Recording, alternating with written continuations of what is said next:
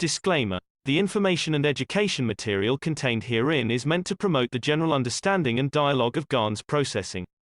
Such information is not meant or intended to serve as a substitute for a healthcare professional's clinical training, experience, or judgment. For patients and individuals, such information is not to be a substitute for professional medical, therapeutic, or healthcare advice or counseling. For medical issues or concerns, including decisions about medications and other treatments, readers, viewers, listeners should always consult their physician or, in serious cases, seek immediate assistance from emergency personnel. Prescription information, procedures, and use of medical devices information should be undertaken only by properly trained and certified medical personnel. We specifically disclaim any warranties, express or implied, including implied warranties of merchantability or fitness for a particular purpose. Such information is provided, as is, and is believed to be accurate at the time of its publishing, but it is the viewer's job to evaluate the accuracy of any information found in this presentation. Every case presented is of their own experience, applied by themselves for themselves, and it applies to their case only. Every person experiencing health problems should seek professional medical advice and consult their course of treatment with a doctor. The processes of plasma balancing described herein are a natural process which supports the body but does not replace medical advice or therapies one is already subject to.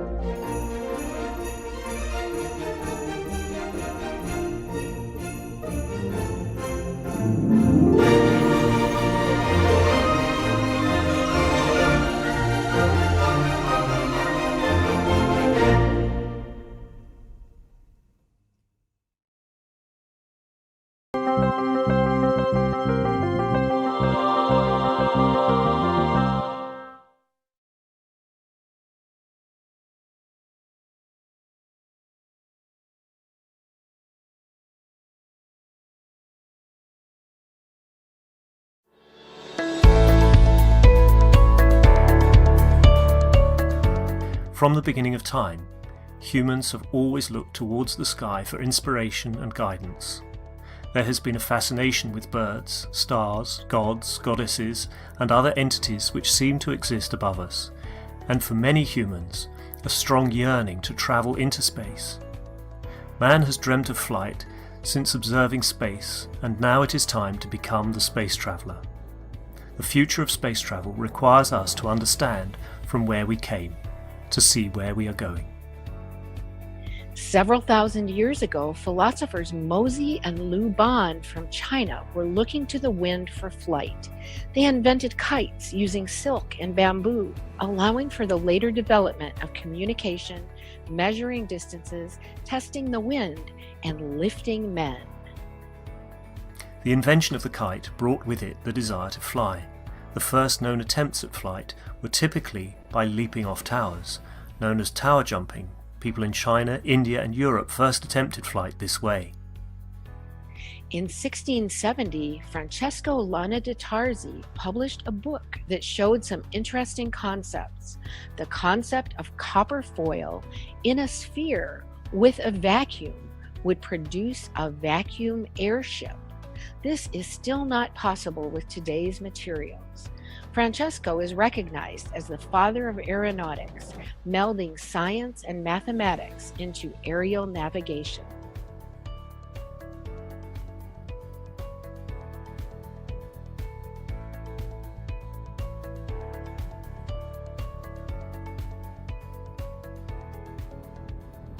The Chinese are believed to have developed the first hot air device. The Chinese lantern using hot air from a candle can take flight and was first used for signalling. The hot air balloon achieved the first human lift and advanced to what we know of as the Zeppelin. The first attempts at flight in a heavier-than-air flying machine were made by more than just the Wright brothers. Most attempts failed, however, they were the stepping stones for what was to come later. The oldest airport, College Park, is still in operation today. Airplanes evolved rapidly through the century, from propeller to helicopter to jet aircraft, and most of that technology is used today. During the Second World War, Germany developed rockets that could go a limited distance. The basic rocket technology used then is still used today. The space race started with the Soviet Union and the USA in 1957 and led to many developments for the next step, the moon. The spacecraft assigned as Apollo 11 was the first spacecraft to have landed on the moon. The space shuttle operated at tremendous cost. Burning the fuel proved to be wasteful and dangerous technology. The International Space Station, ISS, is a habitable artificial satellite that was assembled in low Earth orbit in 1998 with the use of the space shuttle. The ISS can often be seen with the naked eye from Earth. SpaceX, as a private aerospace producer and space transportation services company, was founded in 2002 by Elon Musk with the goal of reducing space transportation costs and enabling the colonization of Mars. SpaceX reuses the first stage of their primary rocket, Falcon 9, by vertical propulsive landings. Although, up to present time, it still uses the rocket fuel burning technology. Mehran Keshe has always said, the time for burning fuels is over, but did we need to start with that technology in the first place? Ancient cultures have suggested the use of an alternative means of transportation. With reference to possible plasma technology, you can go to New York from Brussels within 2 to 5 minutes. And most of this 5 minutes is actually landing and getting up. Mehran Tavakoli Keshe was born in Iran in 1958. As the son of an X-ray engineer, he was introduced to the world of radiation and nuclear science at a very young age. In 1981, he graduated from Queen Mary, the University of London, as a nuclear engineer specialized in reactor technology system control. At that time, he developed a number of theoretical ideas related to more simple nuclear concepts and their applications. In 2002, he decided to finish the full design of his ideas about nuclear technology. This included the creation and control of gravity and energy by the use of nuclear materials in a clean and safe hydrogen reactor. Mehran Keshe introduced the concept of double magnetic fields to explain the magnetic and gravitational field of Earth. Unknown by the existing scientific community, he wrote a number of scientific papers in 2004 and sent them for peer review, such as the creation of black holes. When one of the persons performing the peer review used his information in public, he decided to draw back his papers and to concentrate further on building prototypes. Since the beginning of 2006, several prototypes of dynamic reactors have been built, some specifically designed to create hovering effects, similar to effects seen with magnetic levitation. Basic hovering effects have been achieved. 2007 brought the first flight test with radioactive material, in which the patents describe the process of the field interactions. The main patent, Gravitational and Energy System, described the initial fundamental aspects of the plasma and uses. This was followed by the supplemental patent, Microplasma Reactors, where further uses and advancements were described.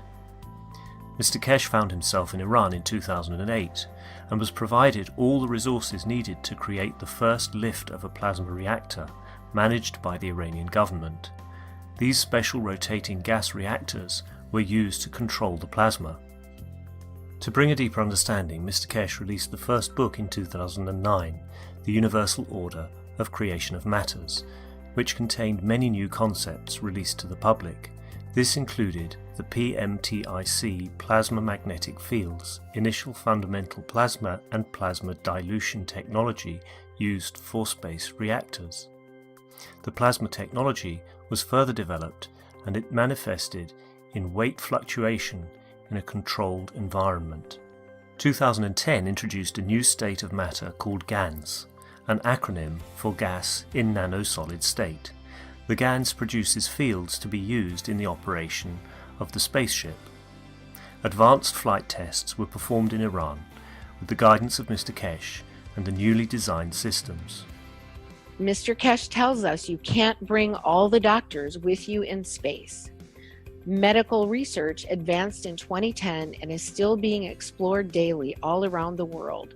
The Keshe Foundation has provided knowledge for dealing with many medical conditions in space. A great example of plasma technology used for peaceful process is the capturing of the USA drone over Iran in December 2011. This drone was touted as one of the most advanced drones of its day and was caught by Iran using plasma to disrupt the communications. Plasma absorbs fields and the drone uses radio fields for piloting, a natural aspect of the plasma, a barrier of fields. Book 2, The Structure of the Light, was released in 2011. This book brought forward the understanding of the structure of light as a cylindrical plasma where the light is in possession of all magnetic field strengths. Book 3, The Origin of the Universe, was published later in 2011. Mr. Keshe explained the further operation and interaction of different strengths of the same fields, which then leads to the creation of the universe.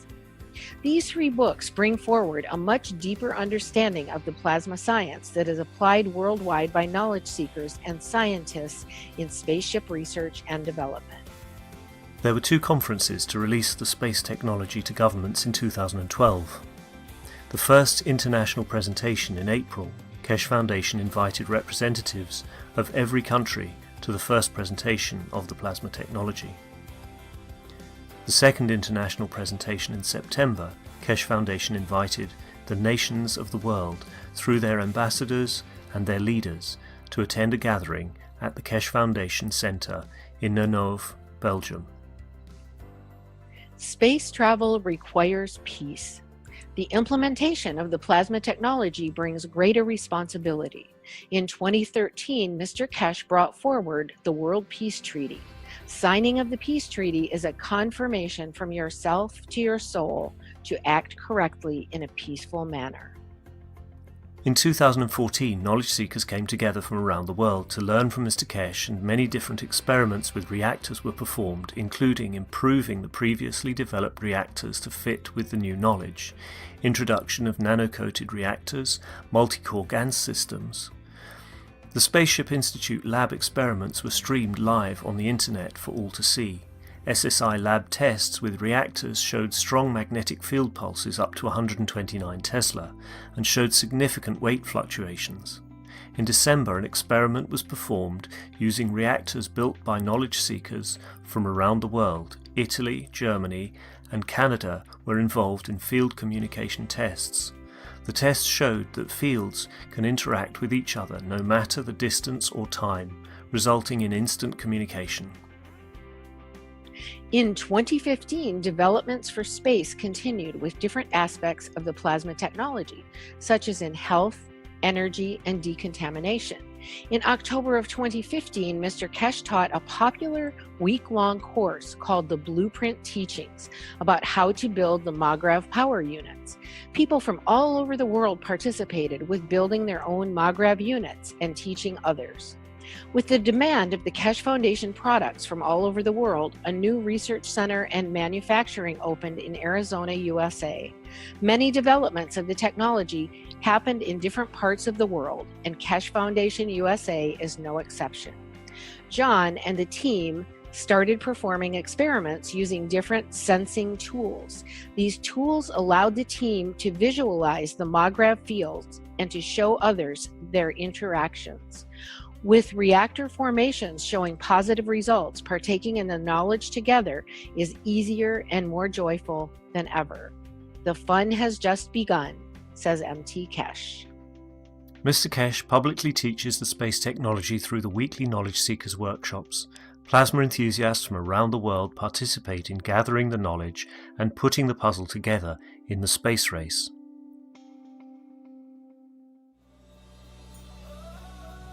All people, irrespective of race, nation or religion, are invited to participate in the exchange of knowledge, thus assisting humanity to live within the ethos of the universe.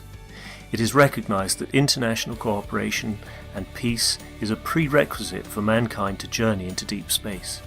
Individuals and nations are invited to come together in the spirit of collaboration and unity to enable peaceful application and the use of plasma technology for space travel, food, agriculture, energy, transportation, health and more. We are excited to release the Keshe Foundation Spaceship Blueprint to humanity.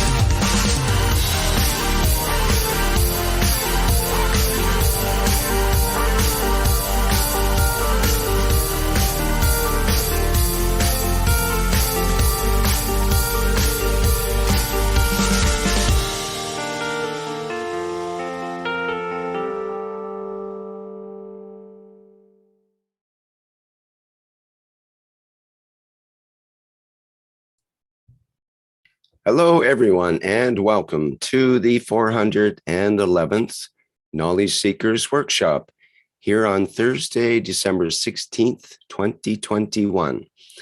This is a broadcast of the Keshe Foundation Spaceship Institute Education Department and part of the public teachings in English.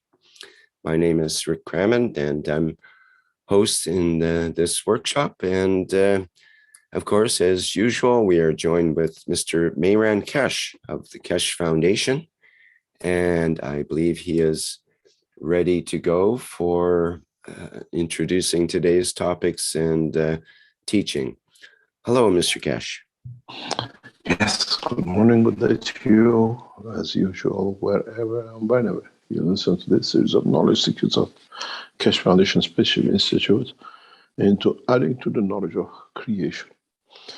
In the past few weeks, we keep on expanding in a very deeper way of understanding the process of creation and how we as a human race have missed and what we're going to miss and what is about to happen to us in different dimensions and dominion of the creation.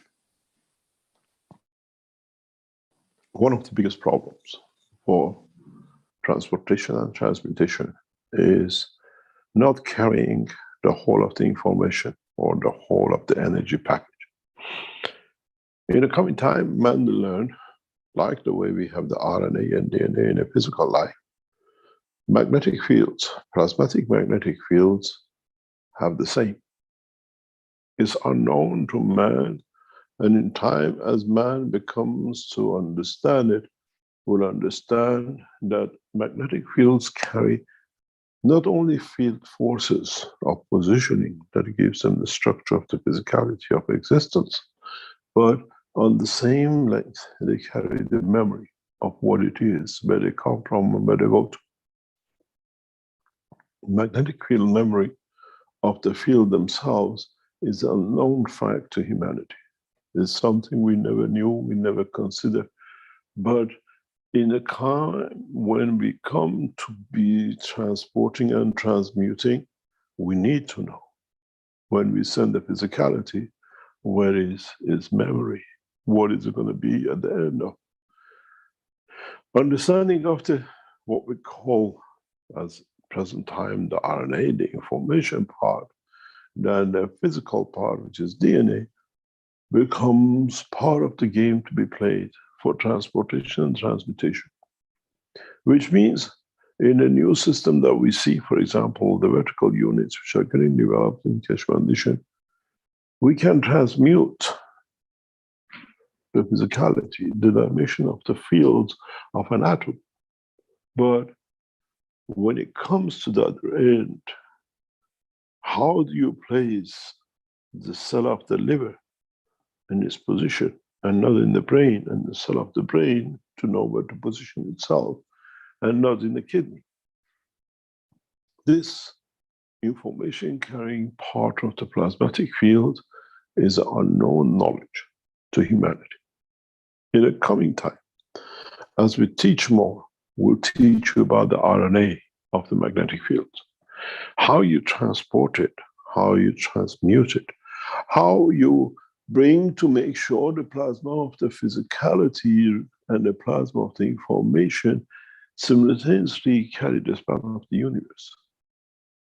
You get there in the dimension of physicality and never worry how to put this plasma together to be a sign of a human.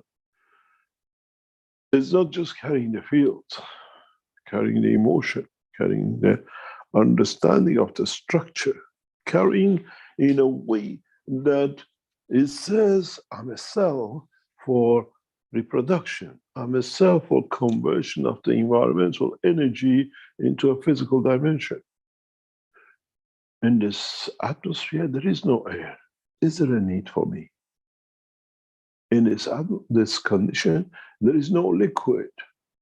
Do I need to adapt? Shall I show myself? Or do I become part of the memory bank of the plasma, that next time when this plasma travels into another dimension and there is a liquid, I can survive it? The RNA of what we call the knowledge of the magnetic fields is hidden, but very, very apparent once we understand the position of the gravitational magnetic fields of any entity. What we call the line of order, the line of communication within the structure of the body of the man. This is vital to us to understand that when we land on a planet which there is no need for arm or a leg, the understanding of the emotion of the plasma of the physicality and the emotion of the plasma of the soul of the man decide what shape fits you, befits you, how other creatures, other form of life have managed to exist in this environment, or what do I need to exist. I go back to the memory at the cell of the physicality in the RNA of the information, because there is no DNA of physicality, and I say I need a system to assist me to survive, to absorb the energy of this planet, this position on time in space, this galaxy. The RNA of the magnetic fields is sacrosanct in a dimension of understanding transportation and transmutation in the deep space, even though on this planet it might be easier. Nowadays, we pick a phone, we send an information, but we cannot send the emotion through the telephone line. We can express our emotion on the line for the other to understand, and even if our emotion is a sadness, they might read it as a happiness. Even though our emotion inside is entangled in joy, they might read it as a sadness. In the dimension of the plasma technology, understanding the transmutation and transportation of the fields of the universe, there cannot be such error. In this process, mankind will come to understand that the plasma technology of the space, the plasma technology of the deeper space travel has to be understood in the emotion of the fields of the soul of the man, not the emotion of the physicality of the man, where the emotion of the fields, or what we call the RNA of the structure of the transportation and transmutation of the fields of the creation, will become magnetically a stronger part in conformation of the existence at the point of manifestation.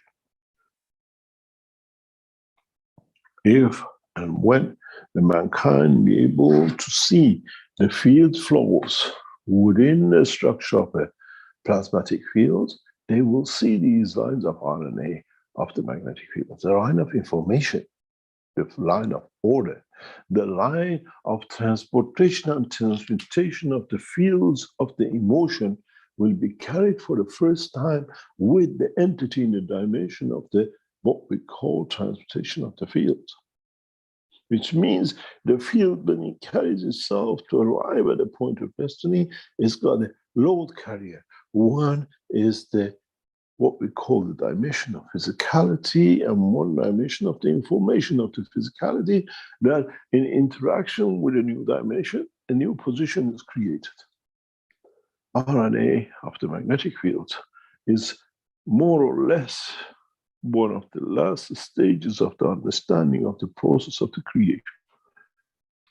Once man unravels the knowledge, once man understands how to carry the emotion of the soul of the man, or soul of the entity, then the soul in transmutation and transportation of the fields will bring that RNA to play, and according to his need, according to his structure, will create the physicality of the need at the point of manifestation.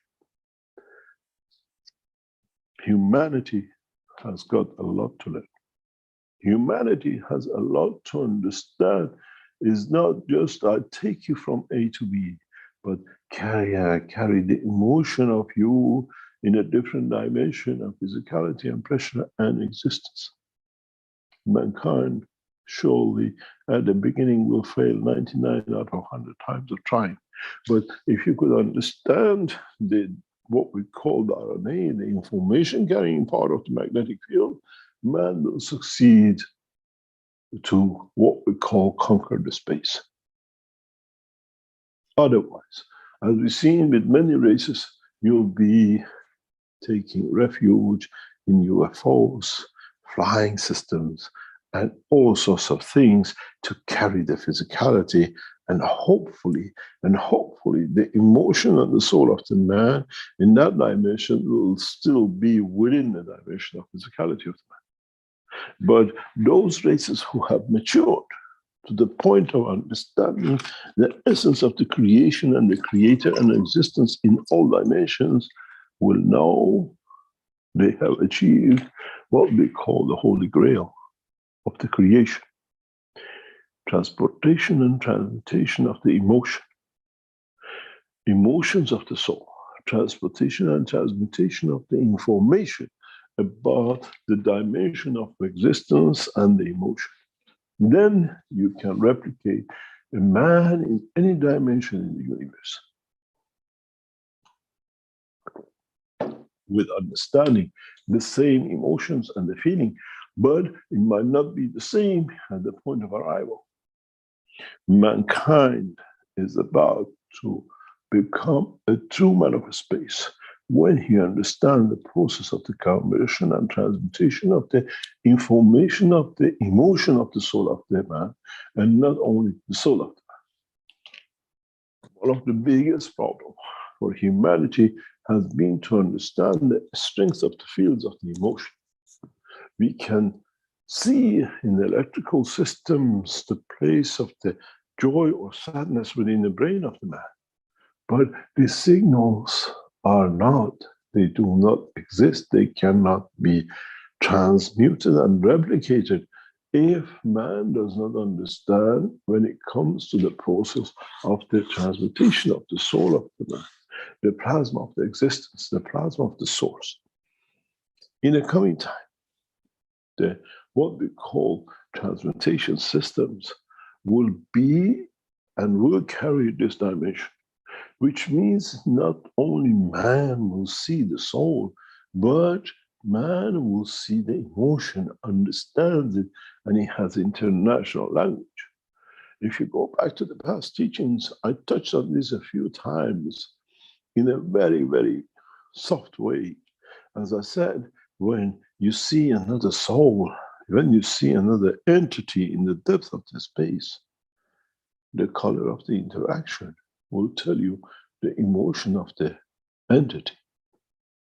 My friend, I want to touch you. I want to smell you. I want to be part of you. I want to love you. But these will come in the dimension of the interaction of the fields of you and the field of the entity, and in that interaction creates what we call space colors of interaction. The red, the blue, the greens are not the ones we see the way we are used to. We have plasmatic colors, which now we have seen sometimes, even with the production of gases, so we never understood. We just call it the green one and the red one. But is that red the same to my eye and to your eye? Is that red? Does it mean a danger, or does it mean it's life-saving, or does it mean a giver of life? Why your CH3s are orange, and why your other hydrogens are all in the same color bandwidth? Isn't that the essence of creation of the fields that I want to give you? Does this mean that when we become passengers of the space, when we see these kind of colors, it means to us the source of energy? It won't give me.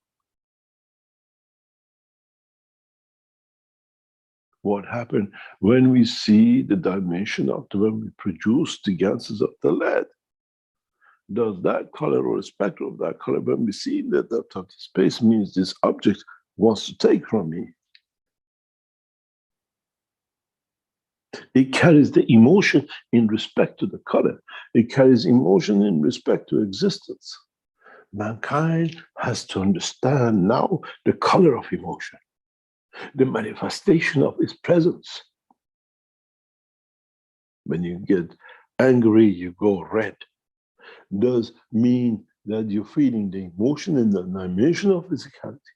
What we have to learn is the dimension of emotion of the fields, in essence, without the physicality. In the interaction of the fields, which is common in the universe, the same.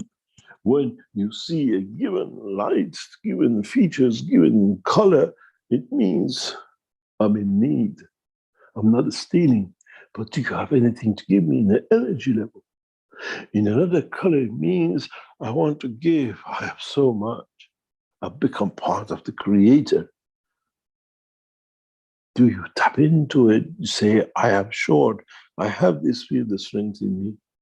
I'm ready to take, but what you want back from me? How can I give you from the essence of my creation in what you give me to stay within the boundary of the existence?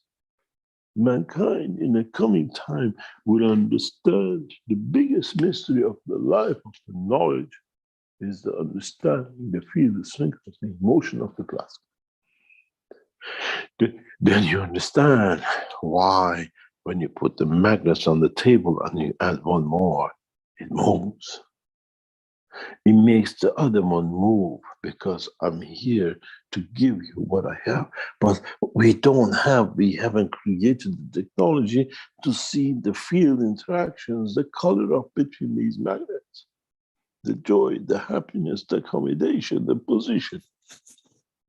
We do everything for you to find a place amongst us. And then you put a magnet on the table and it attracts the other one. What does it mean? Did you see the emotion of the fields before they interact? In the simple language of the man, they call it the North Pole and the South Pole. We call it the entry and the exit. But how does that entry take place? What is the emotion transfer between it? How many of you have created ganses and is trying to see if ganses pull each other?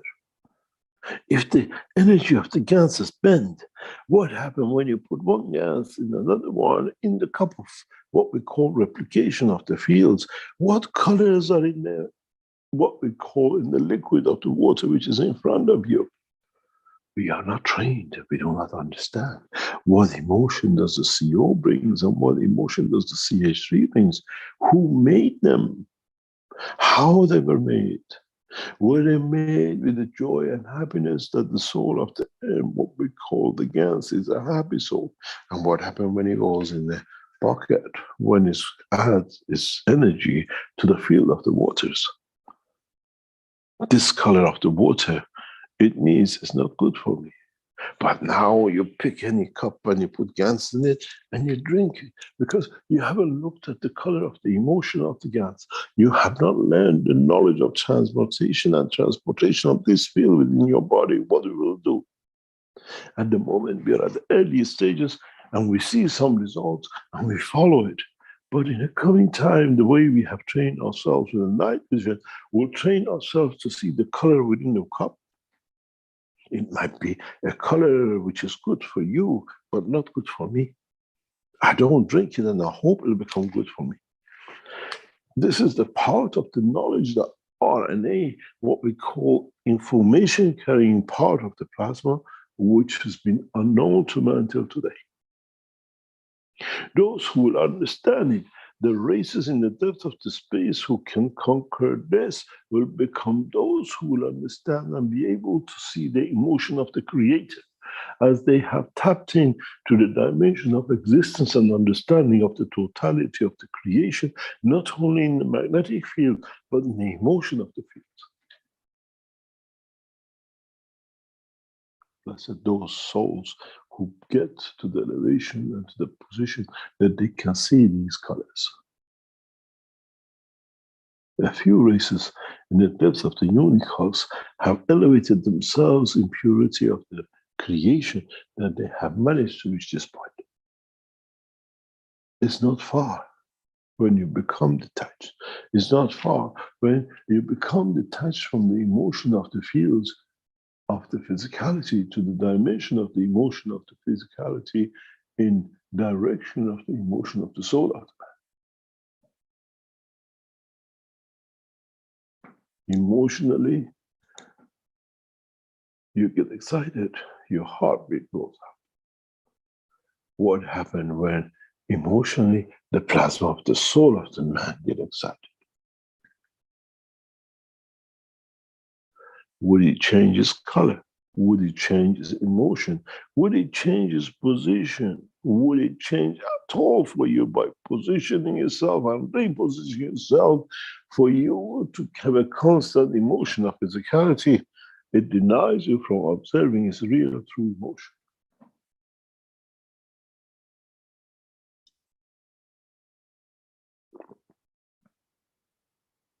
In the coming time, you will see the characteristics of the emotion, the strength of the field of the emotion of the soul of the man in a conformational existence and carrying the correct information for the physicality to befit itself in the dimension of manifestation.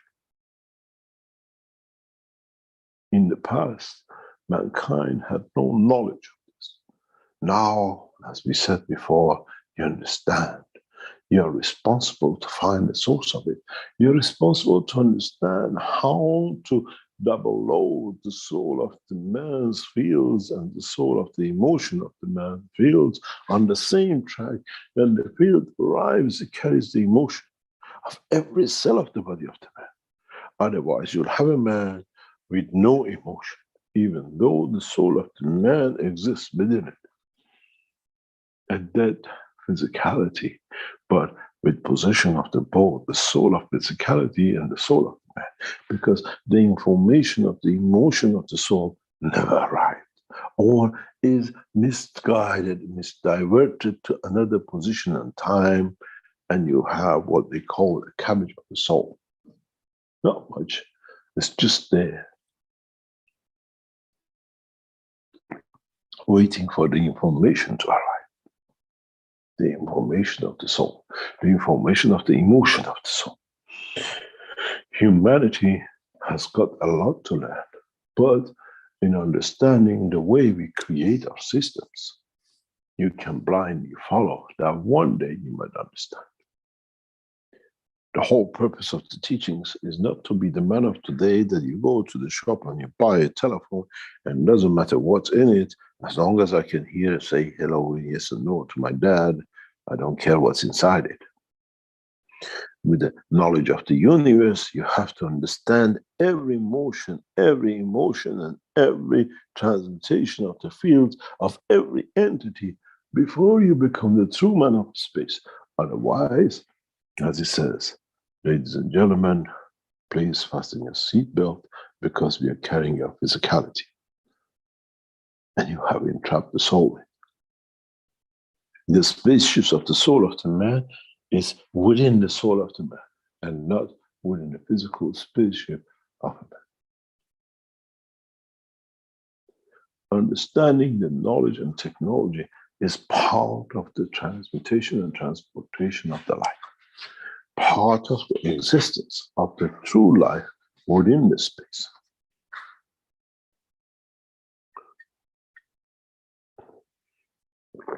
We are approaching the point where the man will understand that in essence, every creature is the same. Every field of the soul of the creature is the same. But it's the creation that it changes it in the dimension of the physicality. I have created man in the image of myself, not in the dimension of physicality, but in the dimension of the fields of the souls and the emotion of the fields of the souls, the information which carried within. But man is so feeble that he thinks the Creator has 2 arms and 2 legs and 2 eyes. I gave you the eye to see, but in the dimension of the soul of the man, I gave you the field, the strength to observe, to understand the emotion of the seeing, and not to be physically to see. In time, mankind will come to understand more and more. In time, mankind will come to mature to understand the process of the creation through the true way of the life of the Creator, and not by the way man has chosen the physical dimension. Maybe one day we become mature enough, we become, in a way, complete enough to be able to reach the dimension of physicalities, what we call magnetic field information, and then one day, in the coming time, some of us, some of the human race, the children of the Adam, as we call it, which is the Creator, might become mature enough to understand the process of the creation.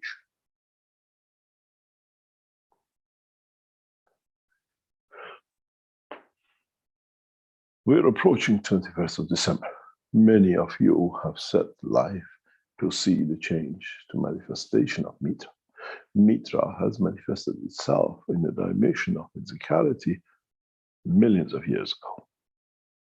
But in the dimension of physicality of the soul, not in the dimension of physicality of the man. In so many ways, when it comes to time of what we call Mitra, it means the time when the man will start to understand the full process of the creation. Not only for man, but for the rest of the creatures of the universe. Is what we call the birth of the totality in understanding the love of the Creator, what is created. In coming time, many of you will endeavor to understand the process of creation through understanding the process of created. But if mankind is to achieve true knowledge of the creation, mankind has to walk away from what he understood about the dimension of physicality and life of the man in a dimension of physical life of the man. I made man in the image of myself. I made man in the image of myself in the dimension of the soul of the physicality and the dimension of the soul of the created in the soul of the man itself. Maybe one day mankind will understand the process of the creation in true essence of it and not by the dream of it. What will happen, the way it will happen, and the way mankind will decide for it to happen to itself. Many of you will come to understand the process of the creation, the true process of creation, through transmutation and transportation of field links of the systems. When we transport you from one enhancement unit into another, we don't transmute anymore your physicality. We have made teleportation. We have made the condition of transformation and transportation of the both the fields of the plasma of the creation and the fields of the emotion of the plasma, which has created that emotion and that physicality in the dimension of the emotion of the transportation. In a way, the RNA of the RNA, in a way, carrying the information of the existence plus carrying the information of what it needs to exist at a point of manifestation or detection. In coming time, we teach. In coming time, we'll try to teach more. But for many of you, at this moment of time, all is important to see a UFO, to see you can fly. And then we talk about the rest later on. We leave it to our next generation to sort it out because we have seen and we believe in what we see.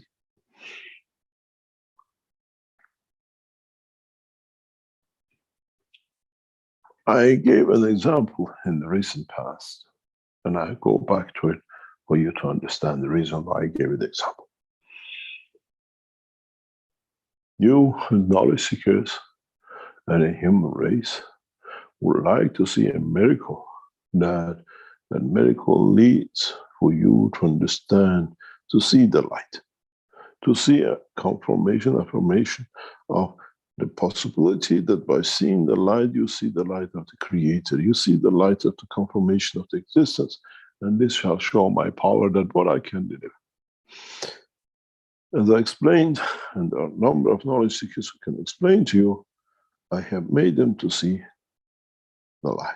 What you call the UFOs, what you sell the shooting stars. I never created the shooting star. I created the fields of the emotion of the soul, and the soul of physicality of the man reads an emotion and call it the shooting star. And we have made it possible that for 3 or 4 souls or 5 souls to see it at the same time, as we have a knowledge of the common denominator, feel the strength of the observation. For me to confirm the totality of the control is that for every single one of you and the rest of the humanity at the same time will see the same light. It does not matter if you're in the North Pole or the South Pole, if you're under the ground or you are on the mountain. Then you will understand you all have seen the light. But has that light enlightened you with the knowledge of the creation? That's questionable. Or it just happened that even man in deepest caves will see the shooting star. Because we have created that impression through the soul of the man and not through the stagnation of physicality. In a way, we have put you in a state of dream. And we control the show.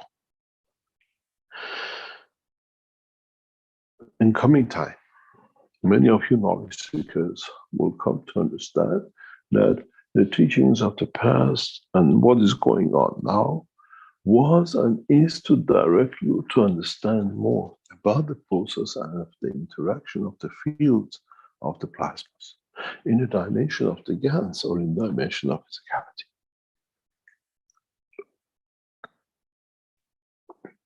Would all the ganses within the same pot decide one gans should be elevated and they all give their energy to that single gans? Would the shape and the emotion of that single gans in the dimension of physicality be the same now that it has received all these energies? Today, I have opened the rigma of the life. How you can unravel this rigma, it's your level of understanding about the true level of creation.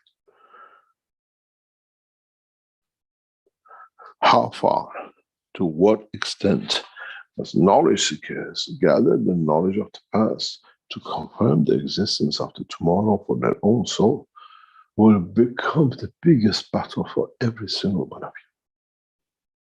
you. We have seen the corona and the mayhem which will come with it in the future. The strength of the emotion within you will decide if I want to be in this dimension. To be given, to be enforced, to be given, to be conditioned for my physicality to live, to be here, to accept the what can come to harm my physicality.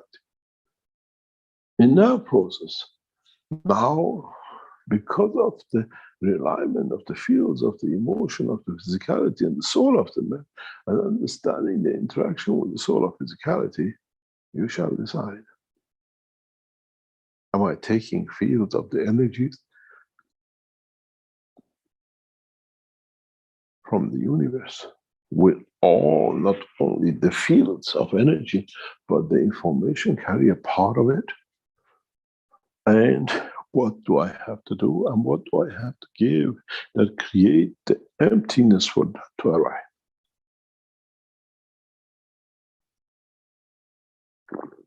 Humanity has entered the point of what we call creation. The true essence of creation, the true understanding of the process of creation.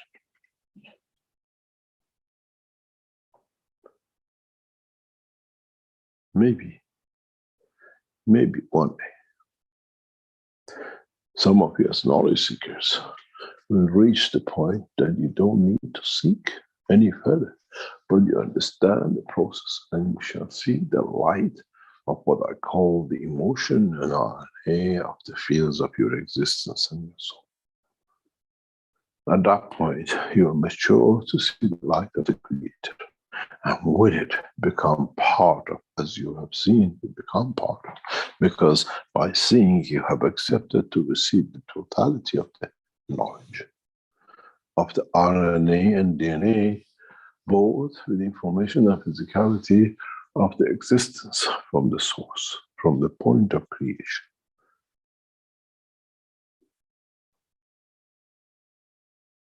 The true essence of this comes, we're approaching what we call Christmas. And we all speak about the shining star, the Star of David. Is that star a true star?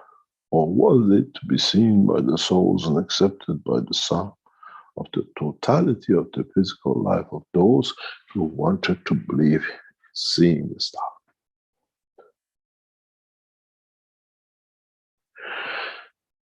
And then, did that star emotion and information carry the same emotional information in every single person who has seen them?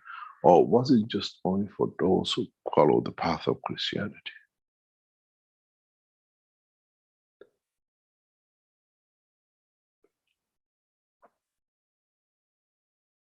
Now, the question of existence takes different shape. Is the Star of David the light through an interaction of the emotion of the fields of those who wanted to see the interaction and emotion of the fields of the Creator, or within the structure of their own soul?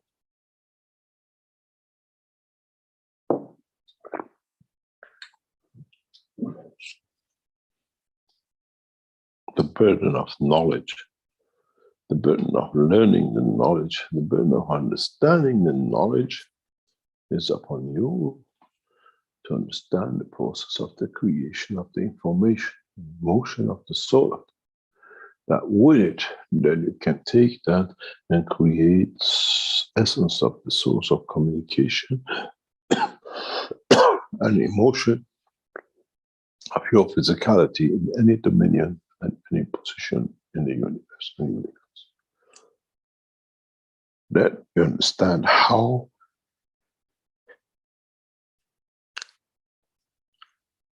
we have lived amongst men for thousands of years, as we understood the process of the creation and transformation of the essence of the knowledge and balance energy of the fields of the soul of the man.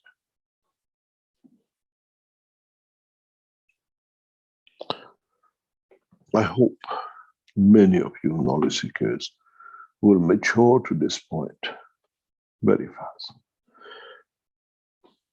What we call the birthday of Mitra in coming days is the enlightenment of the man. The birth cycle of the creation as Mitra is amongst us, has been and shall be, in the essence of the confirmation of the soul of the man, not the soul of physicality. Those of you who will want to see Mitra with your own eyes, you will see the light of it on 21st. Those of you who are expecting to see the physical dimension of the birth will have a lot to learn, as you have to convert the dimension of the physicality from the source, from the top. Then humanity in one instance will mature.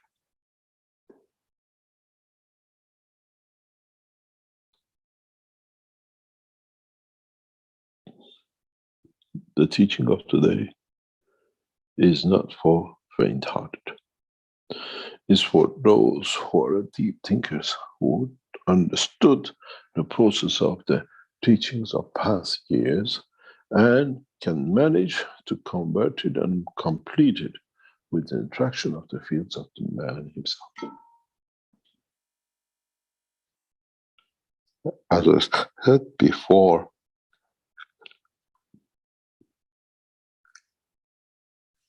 when we were teaching the physical dimension of the reactors and whatever, we needed 3 or 4 or 5 hours of teaching. Now that we teach in the essence of understanding, 1 minute teaching needs thousands of years of understanding. It's for you to decide if you have matured enough to understand part of it or the totality of it as you have learned to walk. Now you have to explore the ground. Break. If you'd like to go through a small commercial break, then we come back. And then we'll carry on answering questions, because understanding a teaching of today needs many, many thousands of years of contemplation. Are you ready to go through a break? Yes, thank you very much, Mr. Keshe. We can take a commercial break, you might say, and have a look at some products of the Keshe Foundation store. Okay, thank you. We'll be back in a few minutes to continue the workshop and open to questions from the public.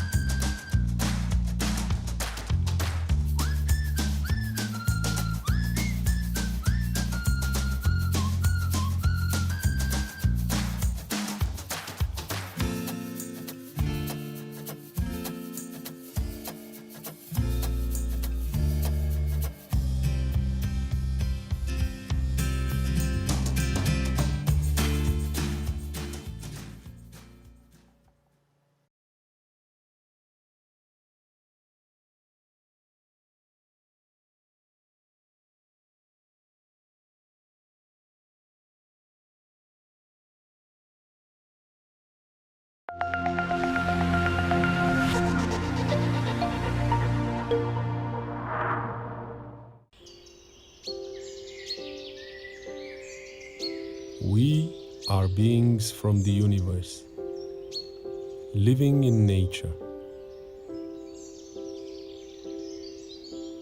finding our way,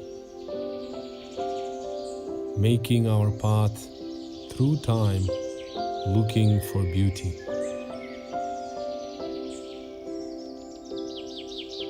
That is why we created the Keshe Foundation Gans Mask, to keep your beauty, to rejuvenate the skin and help it stay young through your life.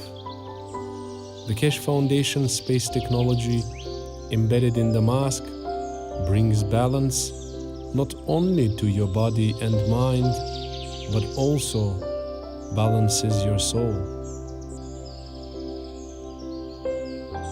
Enjoy living happily in balance and beauty. Keshe Gans Mask, your beauty from the universe.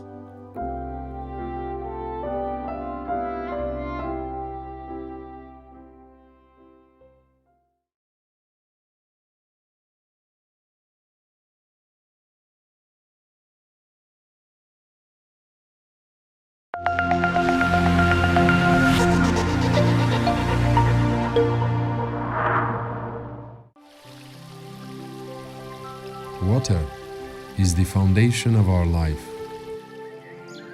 It is part of every living creature. Pure water gives you the energy of nature. Now you can have this energy in your home. The Keshe Foundation Alkalizer and Energizer is designed for your daily well-being. It increases the pH of the water so your body can absorb more oxygen and stay in its natural condition during the day. Keshe Foundation Alkalizer and Energizer. Be pure like the water.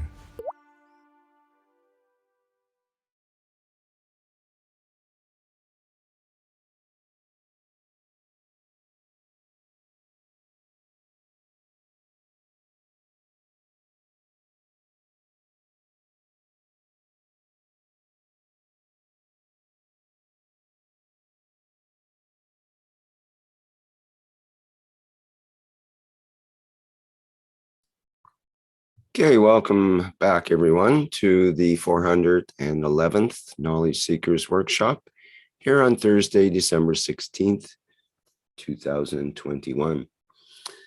Mr. Keshe, are you ready to begin the second part of the workshop here and entertain some questions? Yes. Yes, with pleasure. Okay, we'll see how entertaining they are here. We have a hand up that's been up since earlier in the workshop from Toby. So we'll allow Toby to talk if you wish there. If you can open your microphone, Toby, unless it was an inadvertent hand up.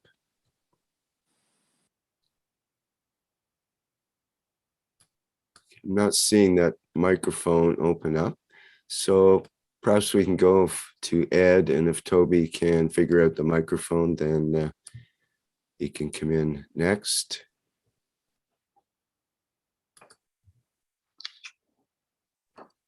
Can you hear me? Yes, we hear you, Ed. Okay. Go ahead. Good morning, Mr. Keshe. This is Ed from Indiana. My question is regarding the ability to see the colors of the emotion of the soul, of the RNA. I don't know how to express it exactly like you said it, but is that always the ability to see the color in a way? I mean, I know it's not physically seeing the color, but you talked about the emotion of the color. Can it be a feeling rather than a visual representation? That's what it is. Ah, good. That's what we're talking about. So why did you call it a color? Is that because that's how you understand it? How else do you want me to call it? well, I don't know. So many people A talk. human race have not managed to complete that kind of wording for emotion of the color, Okay. or color of emotion, either way you put it. Okay. Very good. Thank you. You're welcome. I have an example of that from my early childhood. I have a very vivid dream. I don't dream that much as a being on this planet, but in that time period, I had this vivid dream of like being out in space, and I was encountering these colored beings, and the blue ones were, I called them bluebies. They were the friendly ones. I could, because not because of just the color, but because I could feel the empathy or the connection, the love between these blue colored blobs versus the red colored ones and other colors that you might encounter. But for me, at least, that had the emotion of love attached to that color in that scenario. I don't know if that's exactly what you're talking about, Mr. Keshe, but it just triggered that memory for me.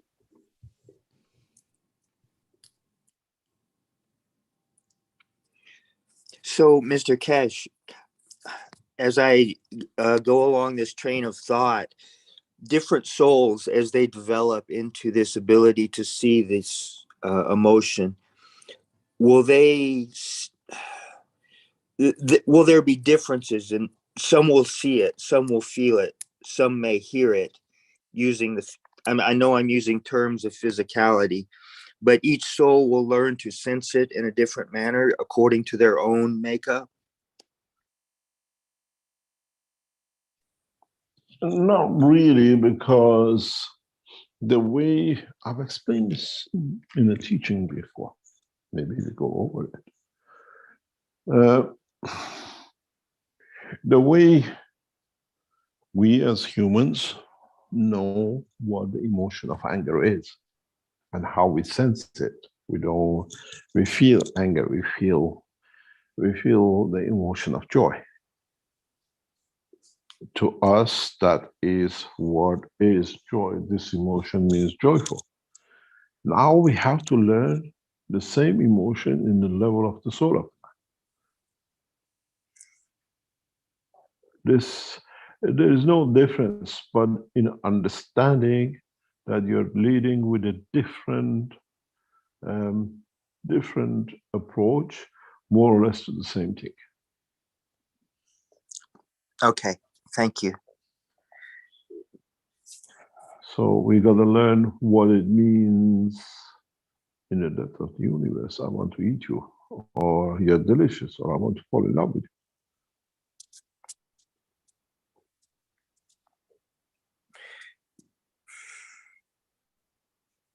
Emotion of the soul,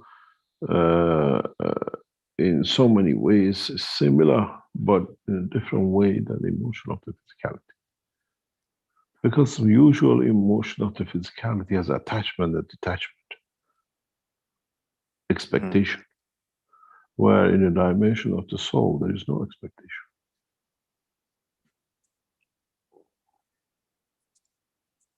That's amazing.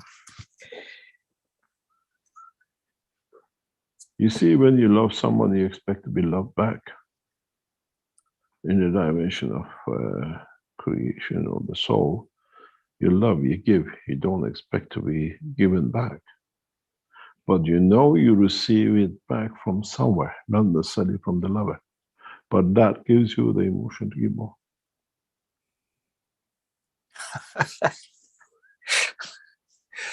It's very hard to fall in love in the dimension of the soul, because it's a one-track life.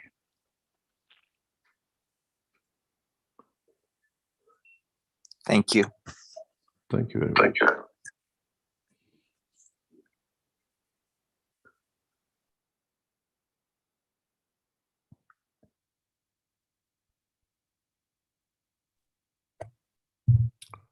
Okay, thank you, Any Mr. other question? Keshe. Remind our attendees here in the Zoom meeting that they can raise their virtual hands so that they can ask a question and we can open the microphone. We have a question in YouTube from George. I have a titanium plate in my left forearm. Can I use the visual enhancement unit without problems? What advantages does the use of the visual enhancement unit have for my brain? Thank you. Visual enhancement units are set up for a specific characteristic, a specific jobs. And it's in the position of the body that lower part of the body should not be affected with it at all. And depends what you can do. What is wrong with your brain, you expect it to fix. But these are a special system built for a special purpose. Or even the body enhancement units are not the same. We build them according to what we want them to do. The 48 for Arizona are built of 4 different characteristics to do 4 different jobs.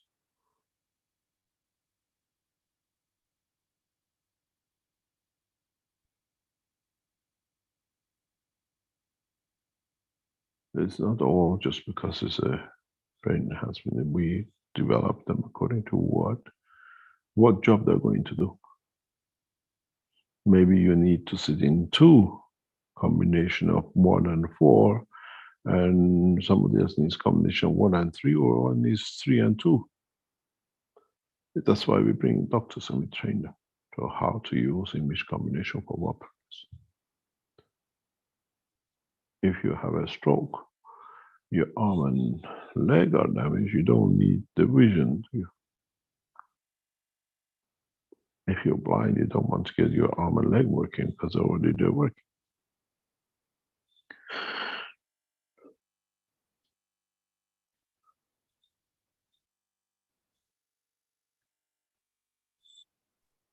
So you have a problem with your cataract, but you have another problem with a connection with the what we call neurosystem of the part of the brain regarding your vision at the same time.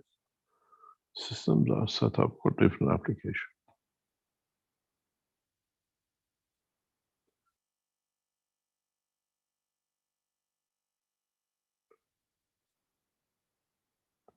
Any other questions?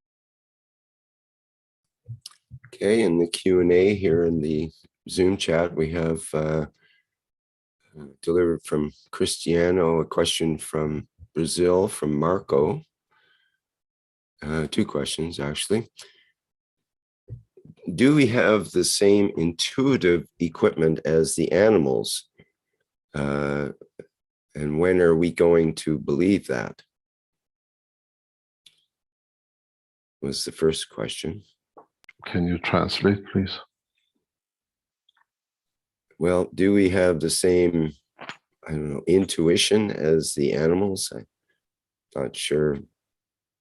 What intuition? Yeah, that's the question. I'm not sure what he's referring to. Intuitive equipment as the animals. Yeah, brain.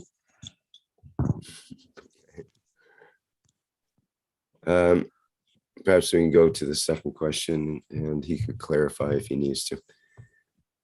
Second question, Mr. Keshe, as we have one magnetic hand and one gravitational hand, would it be possible to absorb the energy of the universe with the gravitational hand and transfer that energy with the magnetic hand? If it is possible, please teach us. We already do it. We absorb 80% of our energies from the environment, and most of it is done through our fingers.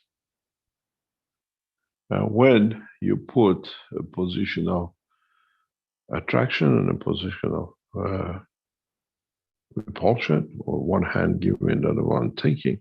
At some points, for fields to add up and be together, you create friction and create light, and then you see what you do. If you, in ancient time, today's man has lost that capability. If you could hold your hand in a specific way, that you bring together the conflict of the fields, then you can create a light in between your hand. We've shown this, it can be done, and it's very easy, but it takes a lot of energy. But you can tap into the universal energy fields with the position of your fingers and just receive that energy and create that light. But that light energy is not in the vision necessarily of the man, but it's in the essence of the energy of the soul of the man. You will see the light through the soul. It's one of the first practices that you will do when you become aware of how to use your soul and confirm the existence. With the eye, you don't see, but with the eye of the soul and the observation of the soul, you see. You don't know, where am I seeing a light when there is nothing? Then you understand you're reaching that point of maturity.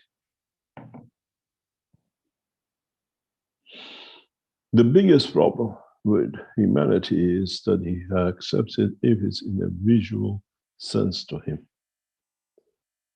or in one of his five senses. Mankind has to learn to transfer this into the emotion of the soul, and then you will see the difference. You will see different lights. You will see different understanding. You feel different emotion, but you still see, you confirm the existence.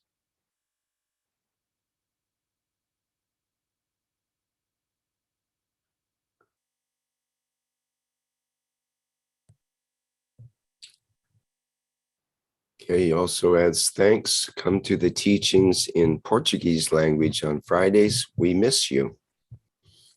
From where?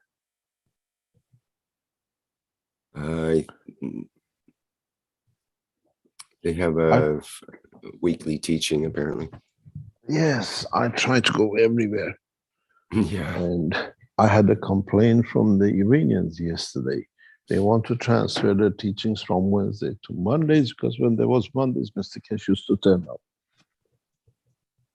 It's just having the time.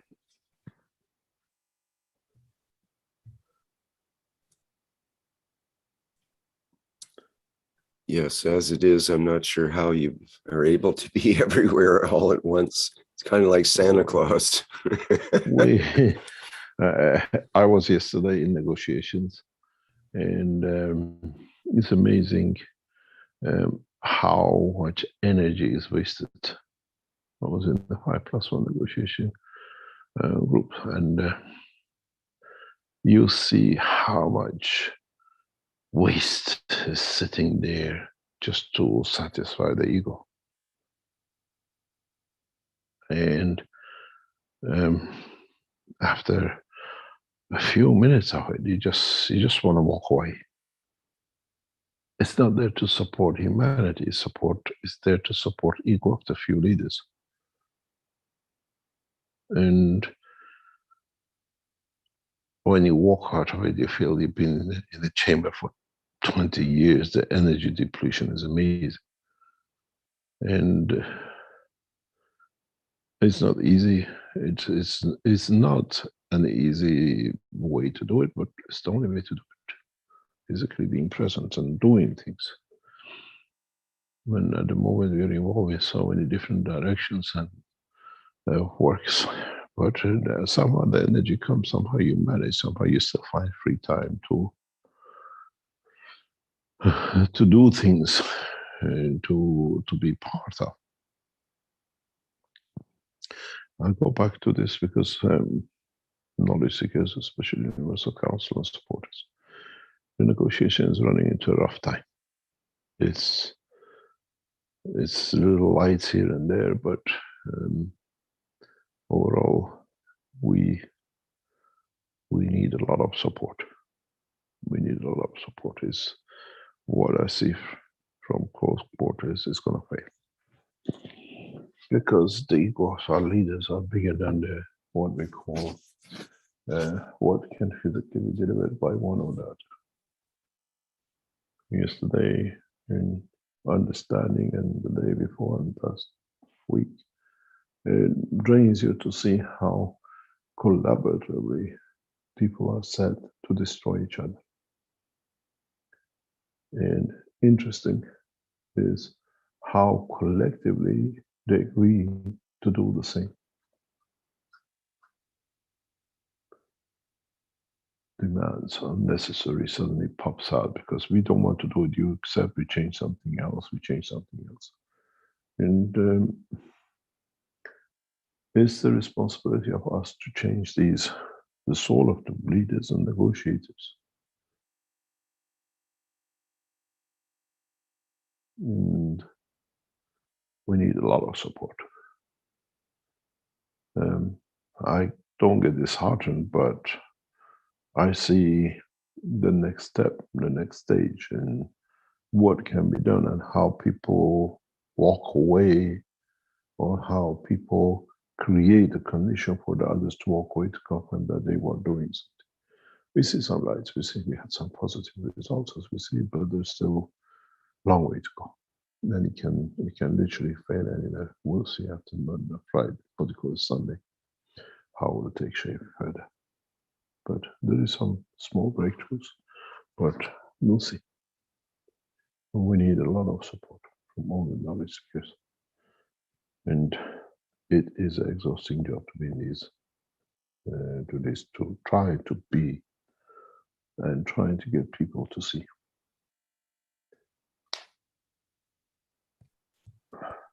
Well, Mr. Keshe, that gets into the gist of Paulo's question here in the Q&A. Let me read through it here. It says, Mr. Keshe, the prophets of the past, despite offering good news, warned of difficult times. And apparently we are already in an era of limitations for human civilization. With plasma science, it opens a promising path for humanity without any fatalism as indicated by the prophets. Question: if we don't align with the ethos of the universe and we don't get a peace treaty between the nations, can we enter into an era of cataclysms on Earth as a purge and correction of the course of human civilization? The time of purging is finished. The time of maturity and understanding.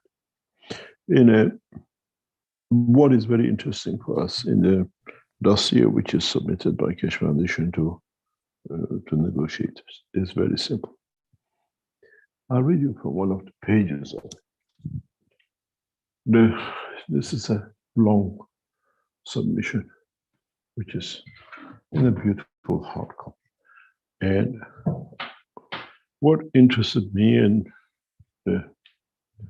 some of the people who are involved is that,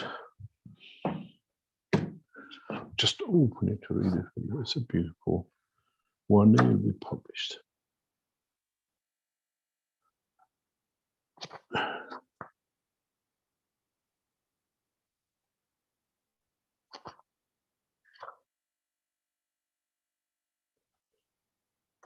It's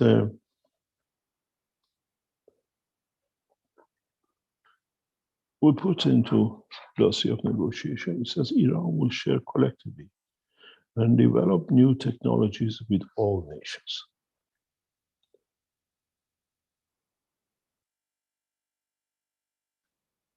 If agreement for sharing of this new technology is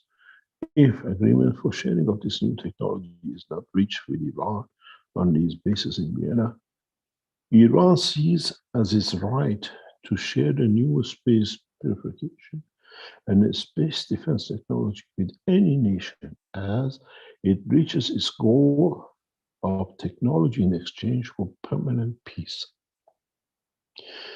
And this is a problem for world leaders, leading nations, to commit their nation to permanent peace. And we are very clear. We are very clear. We are not there to give what we call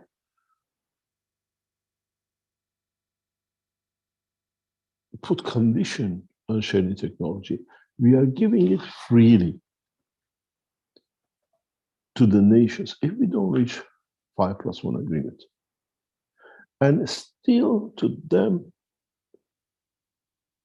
is hard to accept that they have to share technology because then they lose their superiority.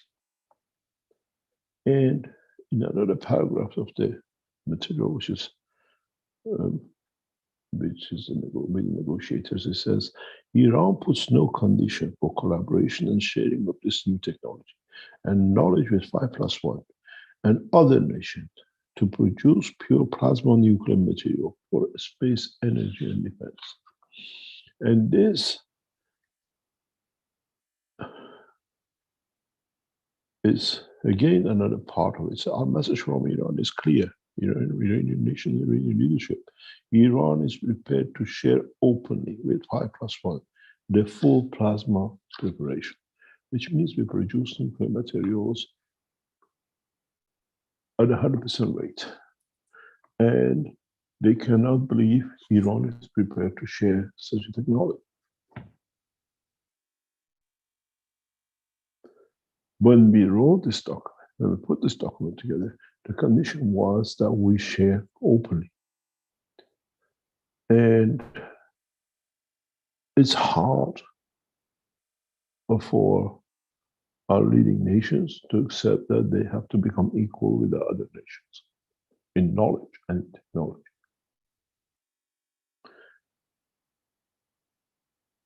And this is the hardest thing which I see. And it's totally unbelievable how some of the world leaders and people who like to keep the superiority do not want to sign themselves into peace.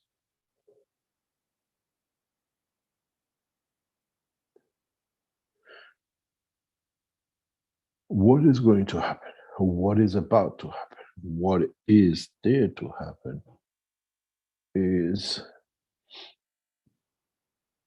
many dimensional physicality, what I call bribery of the largest scale, and all sorts of contracts that we have if we do. And what they don't want. If you're in negotiation, you understand 80% of demands from Americans has nothing to do with nuclear industry.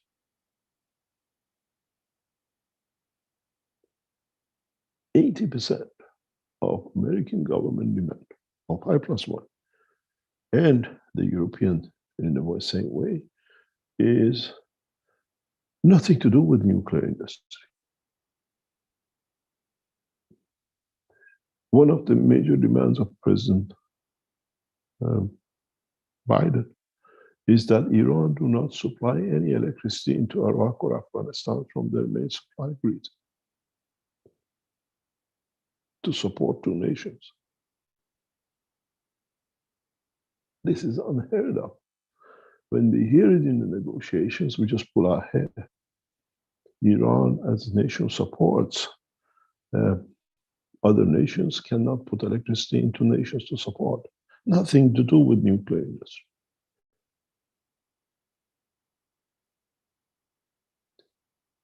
It has nothing to do with what we are there for. And we have to oblige to get the sanction moved. Don't help your nation, don't help your neighbors. How come France has agreed to all of the Europe if British full source of energy taps into a French energy system because they have a nuclear power they're guaranteed? The same with the Germans. But if Iran does it, is a criminal, it has to be sanctioned for. But sometimes when I look at the negotiators, Iranians, and look at them, I just cry. What the heck are we here for? We just give and give and give and give for what? Not to do.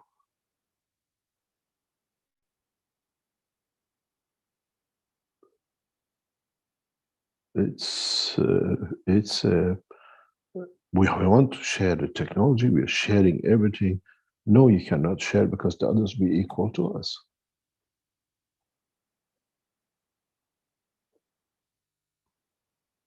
There's amazing construction of hypocrisy, idiocy, and a lot of other things. And it's not only from the Americans, it's worse from the Iranians. Give us this, give us that, we do this, this is my bank account, this is yours. Little achievements, but in general, totally tying up a nation to do anything.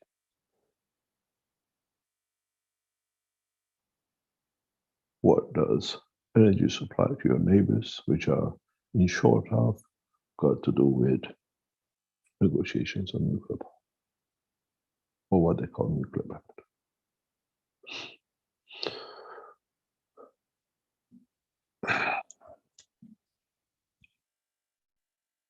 Any other question? Thank you, Mr. Keshe. We have a question from Jan in the YouTube, who asks, what is the fastest way to converge the soul of the physicality with the soul of the non-physical part of our being? What is the secret key? To die, okay. He wants the secret key. That's it. Soul alone. That's it. That was a funny answer to it, but it's understanding the trust that, I mean, that's the answer to the human being today. But we call it sacrifice, we call it martyrdom, all sorts of names put to it. But in reality, is to understand the work and the connection.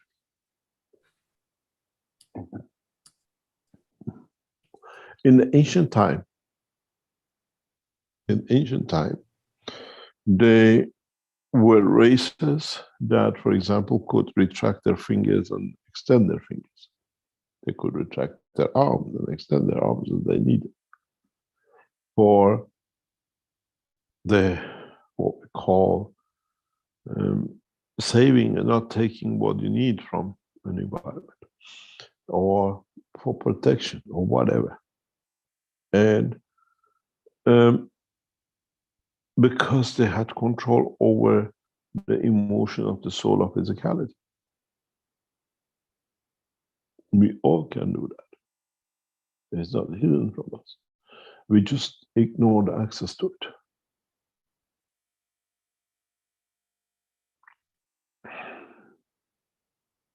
We just have created the blockage that we don't hear. I said this is like a bell. You know, when you live near a church and the bell goes every hour, ding dong, and it goes cling, and you hear it.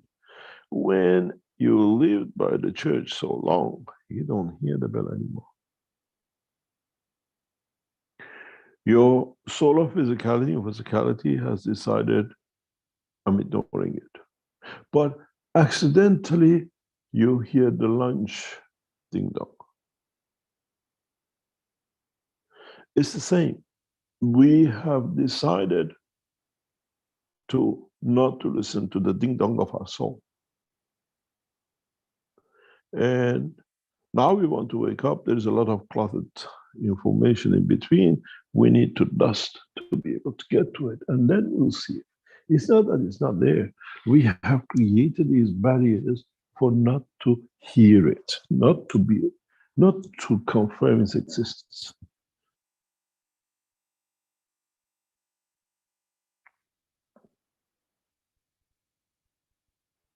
Unless you find a ladder to the Creator in a different way, or to your soul. If you go to Vienna, the main church in the center, It's very funny what they've done. They put a ladder on top of the church. It's the steps to the Creator. How far you can go with it? And they lit it every night. From the church, you can find your way into the depths of the universe to the Creator. But now they give you a physical step, what they call it, ladder. It's us who has created the steps of that ladder for ourselves over time. And we made this ladder bigger and longer with more steps. Maybe actually, when you go to full length of the ladder, it's twisted and come back to the same point as where you are. It's a funny way, because you don't see the end of it, but you don't see that the end comes back to you. It's us who makes it longer or shorter according to our way of belief and understanding.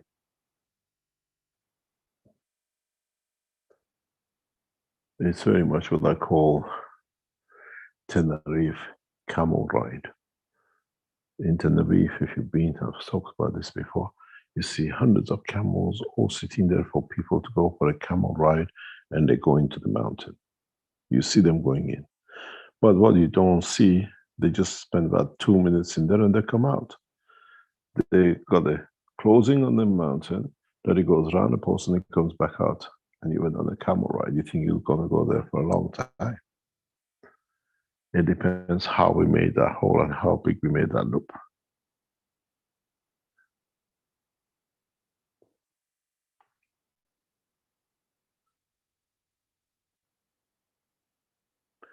We have denied the knowledge to ourselves. We have denied the affirmation of the existence and the communication to ourselves.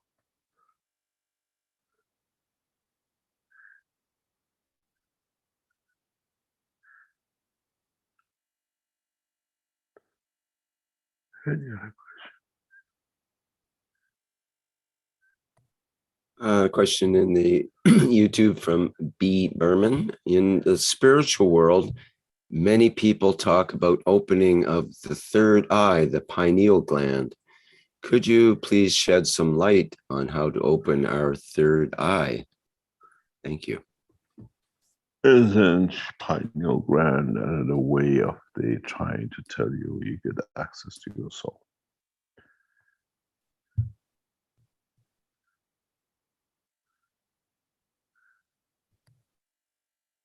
We don't hide and duck and dive, we just go directly for it.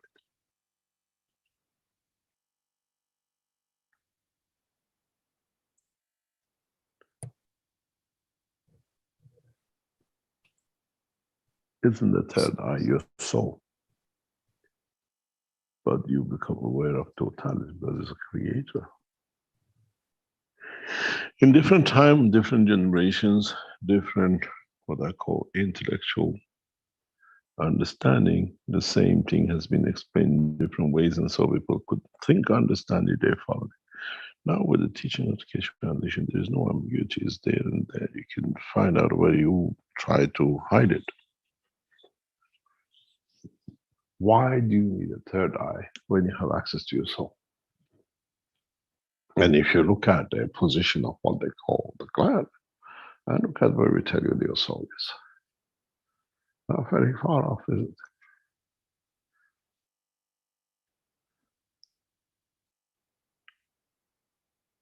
Because people up to now couldn't understand that the soul of the man is within the structure of the man. So now it becomes pineal gland, it becomes a third eye or what. If you manage to get to access to your soul, you can call it anything you like. And we are not doing it, we are not teaching it.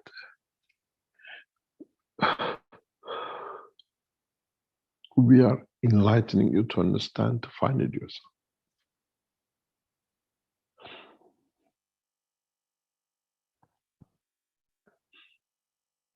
Mankind has not been kind to himself and has denied himself many, many things.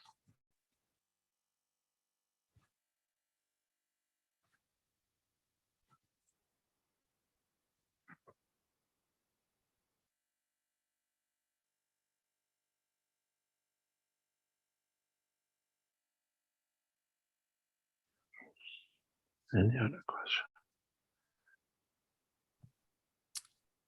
Antonio asks, dear Mr. Keshe, someone told me that the sanctions on Iran have been dropped. Is that correct? I don't see it, but they drop it, we could go and collect it. No sanction has been changed yet. And negotiations They're talking are about making it public, or they're going to do this and that. It's a hypocrisy in negotiation. they'll be ongoing for another month. Is that true, or It goes another couple of weeks? until Sunday night, and then we'll see. Most probably Sunday, the team will return back to their countries, because after Monday next week, it's a Christmas and New Year. Most of the European negotiators go home for their holidays, and we are having the Christmas Eve on the Friday, and the negotiation will stop on Sunday night, more or less, and then they return back to their countries for consultation with Christmas and Father Christmas, and they come back after that, if it comes back. There's a very high possibility that it might break up. We are back in tomorrow and see, maybe this afternoon, to see how and to the extent we can push the whole structure. It's very, very difficult. These negotiations are very much one-sided gun policy, shotgun policy, I call it. And the Iranians are not helping it much.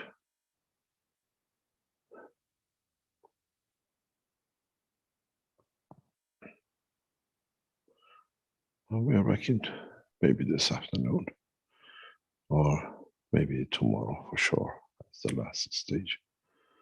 And then we'll see. We still need a lot of support. We need a lot of understanding. The reality is the complexity of the sanctions on different organizations, different people, for randomness is for sure one of the problems. But our diplomats, Iranian diplomats, are very not seasoned diplomats. They're not mature in negotiation. And that's one of the problems with the Iranian team. Our Americans and the Americans were sitting in London, more or less, not in Austria. And both the European teams, the British team, are extremely seasoned. They understand how to play.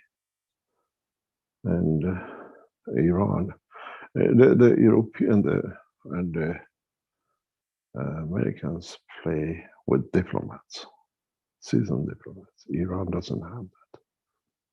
We have a government who's been in power for a few months, and cousins and uncles and son-in-laws and brother-in-laws have been put in position to negotiate to make sure the, what do you call it, private bank accounts is looked after. It's a very dirty game, extremely dirty game. Any other question?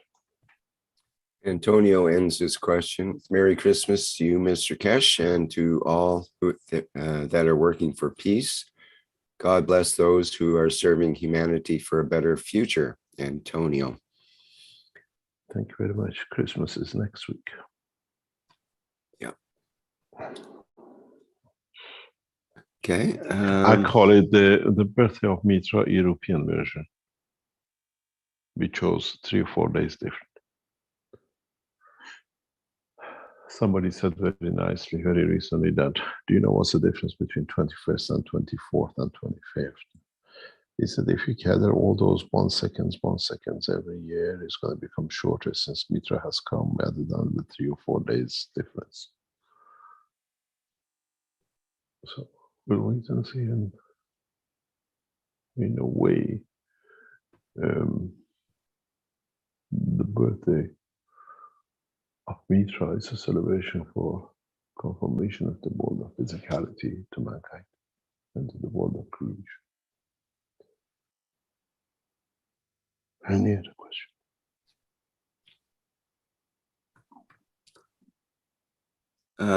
Andrew asks in the YouTube, is it best to try to receive the fields at dawn when the birds are singing? Would you like to be on board of a plane and dawn will be all the time, 24 hours a day? And the birds are always singing? Well, it's always singing.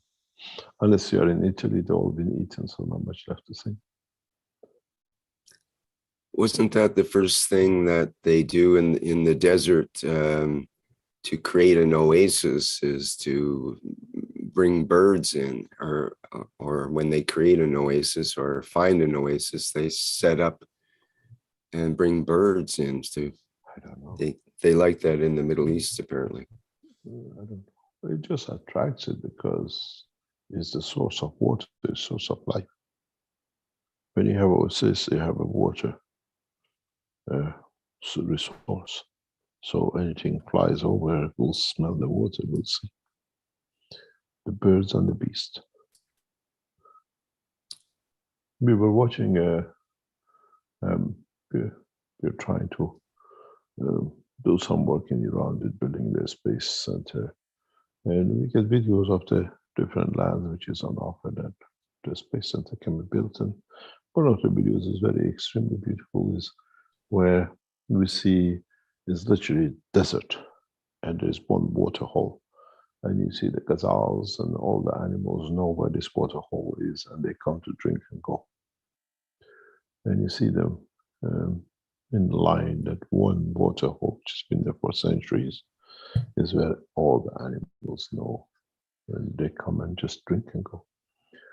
And that's a normal way. In the middle of nowhere, you see this. I'll send you the video somewhere.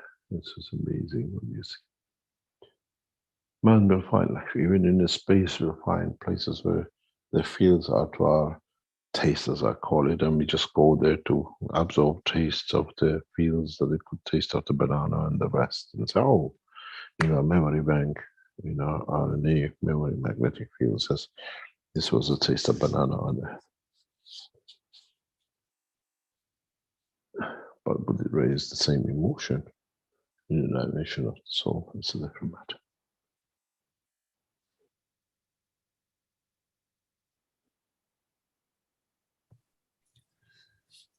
Okay, we have a couple of hands up here, Marinez and Salamia. Marinez, if you could go first. Yes. Good morning, Mr. Keshe. Good morning, Rick and everybody.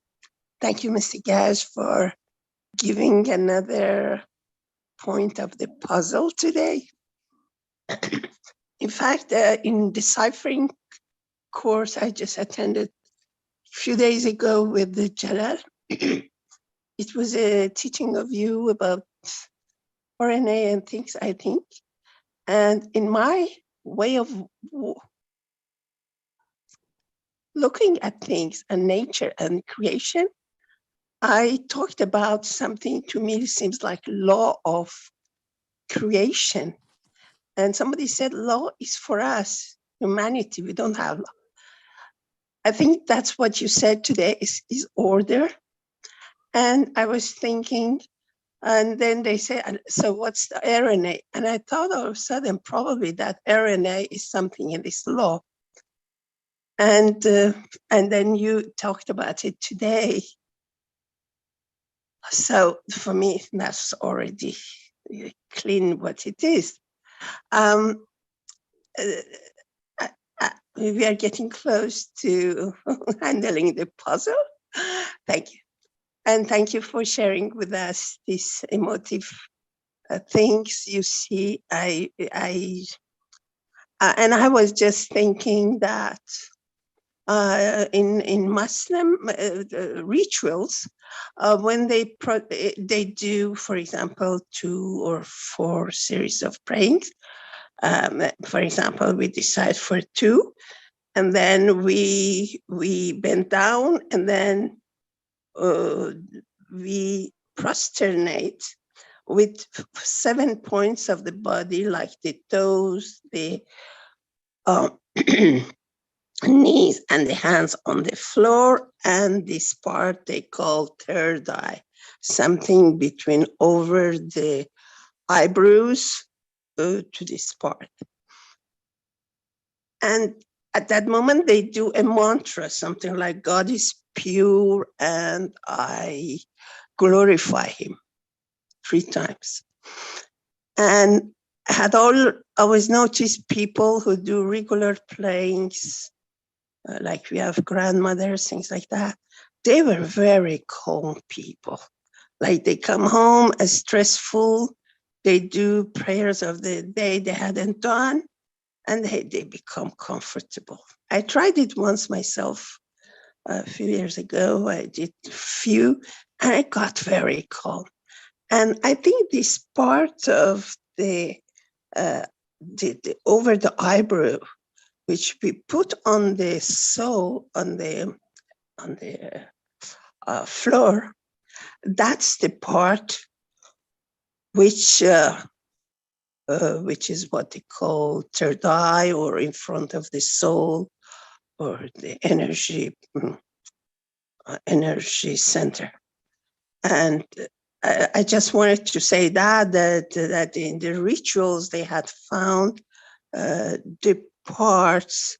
Of course, the person has to be sincere, very important, sincere and detached, kind of, I'm there just to see what I feel. And so they had found out this part, how to give benefit to man through this. Of course, these days, I think people forget it because they are just outside of what they are doing. So maybe they don't feel it, but if we do it, we feel this difference. We just feel like we are empty when we do that, this part. Or some people, they cannot, they are sitting, they cannot, they have problem of back problems. They just put something of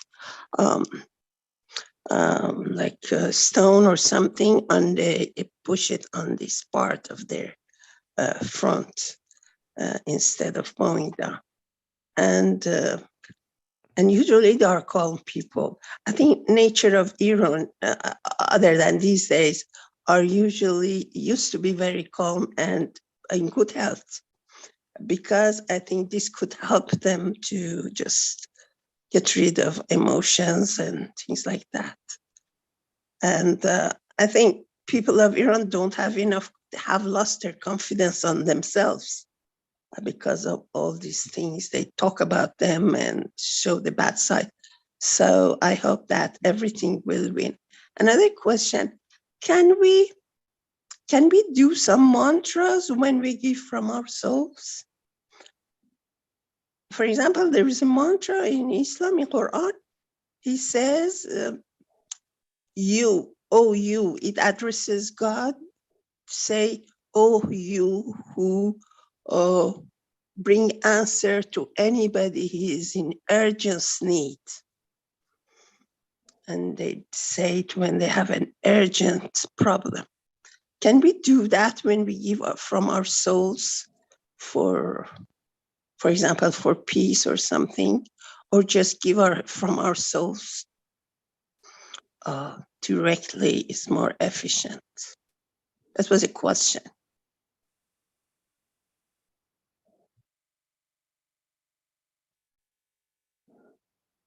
Anyway, I can handle my answer. So I really thank you very much, and who knows, we can. Wait, do I have a problem in the bandwidth, or is it madness? My telephone, maybe. We can hear her. Do you mean it's cutting out for you? My bandwidth. Okay, no problem. I think so. Could you hear her question? It just breaks up sometime in bits. Mm-hmm. So the last part, no, that's why. Yeah, I said if you don't answer, I kind of will find my answer of if I give it with a mantra, like ask Creator to bring my answer to realize my wish, or just giving from my soul purely to what I am pointing it to. Some people have problem. I saw they said, is there a ritual for giving from our souls? No, we never create these kind of things. You got to go within yourself to find it. Thanks.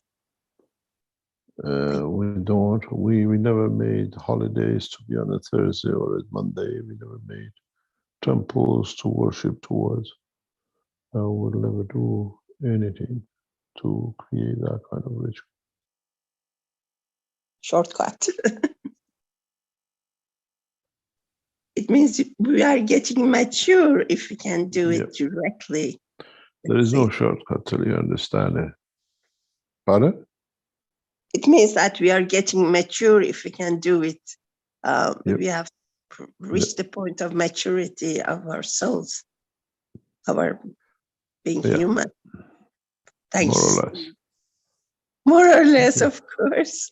Well, if we are sincere, we arrive somehow, I think. Thank you very much, sir. Good luck.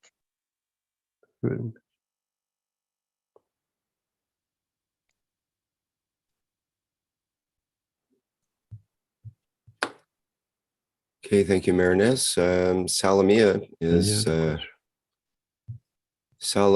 next here with a hand up. Yes, thank you, Rick. Hello, Mr. Keshe. Hello, everybody. I have a message for these negotiators. I'd like to express my soul of heart and soul of man, which is part from the divine soul. Please be mature. Can you repeat? Yes. Please, dear negotiators, be mature and understand that all humanity is like a body. The humane body of humanity. Please allow to help each other. Please allow to help people which suffers, people which are in misery. We are human beings. And this is our nature to help each other.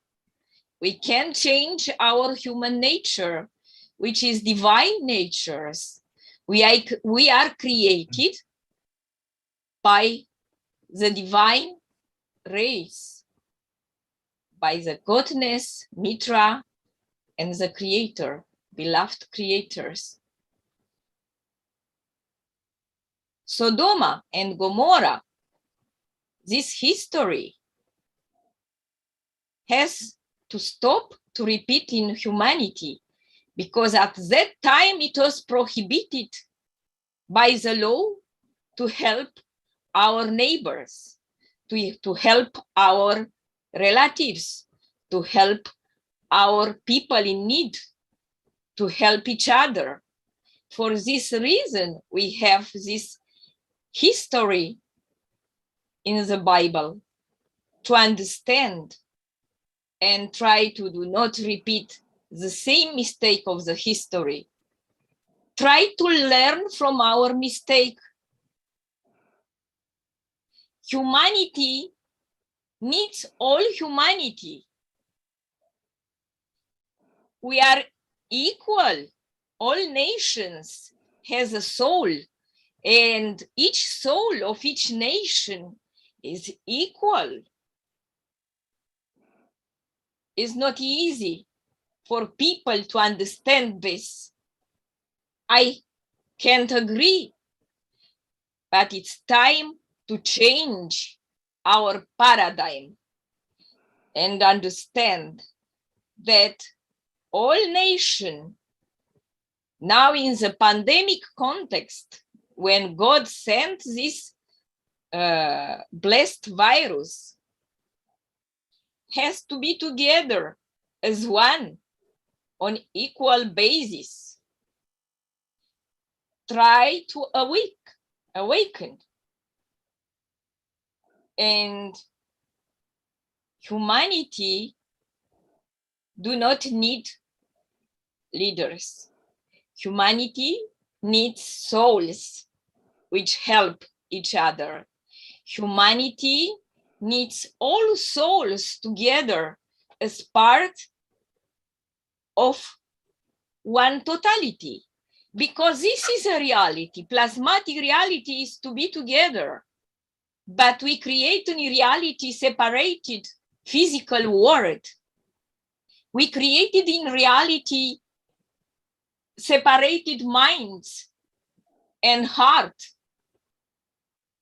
We have to work together in coherence, heart and soul of man, spirit and soul, mind and heart, at one beat, with a beat of the planet, with a beat of the sun of our system, solar system, and our universe. Please be wise for the future of our children. We need to live in abundance because the universe is abundant. Universe knows only abundance, never scarcity. And we create material energy, material, raw material, and we fight for access to limited resources, but the resources of the universe are unlimited. This is a truth, and we know the truth. We knowledge seekers, we understood the plasma science from Mr. Keshe and all other teachers. We know the truth. It's time to share this plasma science, this blessed from the Creator, with all humanity in an equal basis. Let's be good brothers and sisters. In family, we are equal. Family of humankind is equal at the soul level. Our soul is pure. Our soul has love. Our soul is pure and fill it with unconditional love.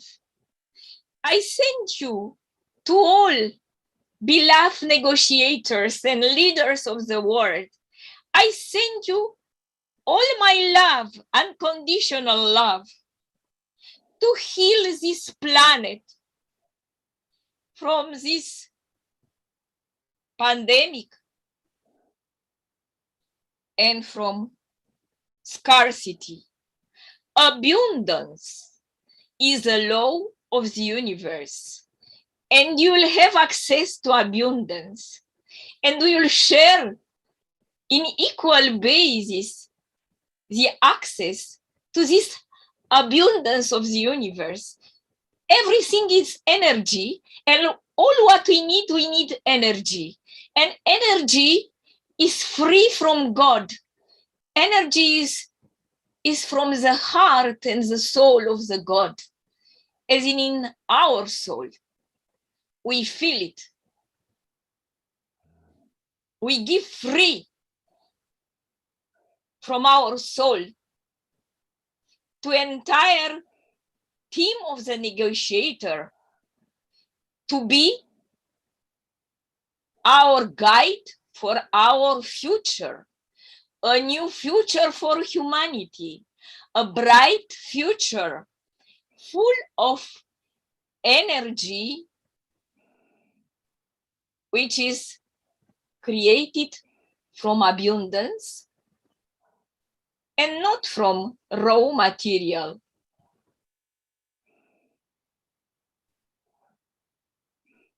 God bless all negotiators.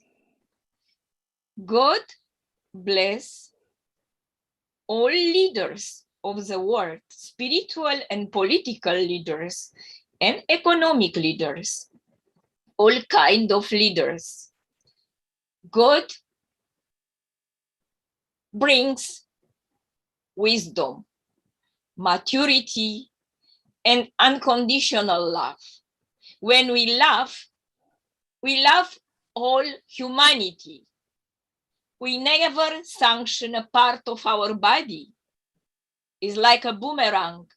When we do something bad to a part of our body will feel it, because all humanity is a body.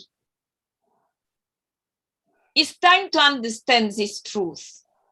It's not a way to go back to primitive knowledge and behavior. It's time to start a new era for humanity. Our beloved Mr. Keshe, all his life dedicated to bring peace and unity on this planet. And we follow him and we consider him, we love him with all our heart, because he's true. He wants the good and beauty of all humanity. Much love, Mr. Keshe. Thank you very much. Thank you very much. Any other question?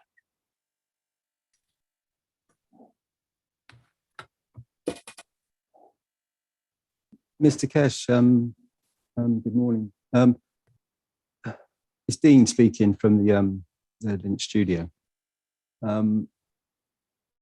When the peace negotiators, when a person from a very early age receives something that traumatizes them, do they carry that feel strength forward into their adult life so that they continue to act in a certain way? What do you mean? I think many of us are have a condition that may affect us when we're young, and it traumatizes us in some instance, whatever it is, for many different people. And so that feel strength gathers within the physicality, within the emotion of man, and this trauma can then be carried forward, and then the plasma grows, and it's enacted upon, and so in the first instance it traumatized the person, and then that person could gain some authority or position, and then they could use it to reposition a nation and beyond. And when does that particular person or instance come to a position of enlightenment, to realize the position, the stance they may have taken?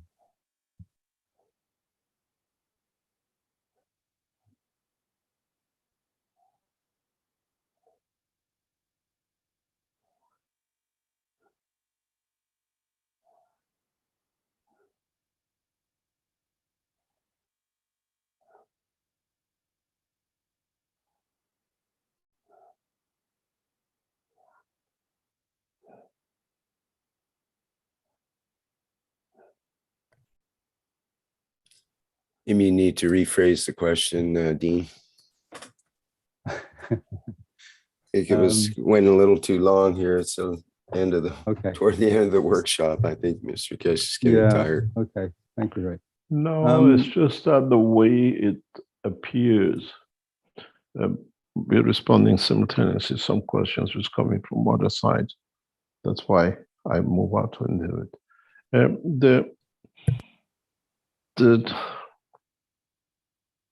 The situation is not easy at the moment. And how can we reach the soul of these people? How can we enlighten them? I just received a message from IAEA, which is disheartening. And you have no answer in just a few minutes.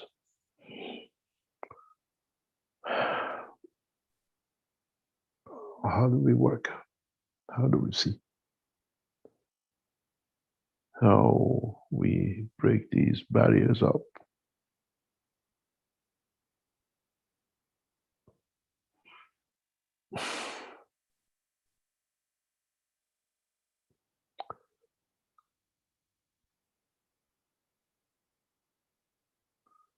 The people we put to lead themselves are led by the others and apply to the confirmation of their own lack of existence.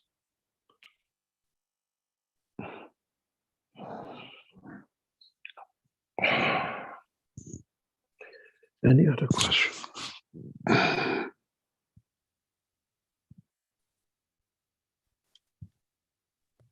Mr. Keshe, will a deal on the UN atomic watchdog replacing the cameras so that this can be a new position, will this help the condition? We have a big problem. In Iran, we have a very big problem. And this is part of the discussion. We accept to replace the cameras. This is a discussion just Russian have brokered. What it is and what I've reasoned, you got to understand. We see things differently. It's a big concern for Iran, and I have reasoned that in discussion. Israelis have used our people using UN cameras to identify, pressurize, and sabotage. We have a big problem with UN cameras. UN cameras are positioned inside all sensitive areas, supposedly to watch Iran doesn't do anything. But the Israelis, which IAEA directly feed all the videos to, identify the staff, and then they pressurize. They cajole, they bribe, they work on them. And this is all part of the problem. Our problem is not IAEA watching it. It's the abuse of cameras by IAEA in recruiting or creating damage within the structure of the Iranian nuclear industry. And this is it's unknown outside. And I don't see any way to solve this problem. And you have hundreds of people, they target sensitive people and they work on it. And this is part of our problem. And is not objecting to cameras watching, is objecting to the use of the cameras by Israelis in identifying staff, sabotage, negotiations, technology, and all.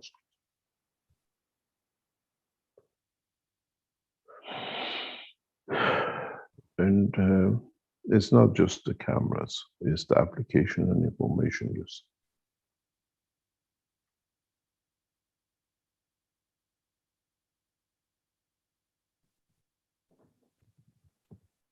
We seem to have a camera, Mr. Keshe, in many, many different positions now. We also have this camera that is our soul that watches everything. We have this position in each and every moment.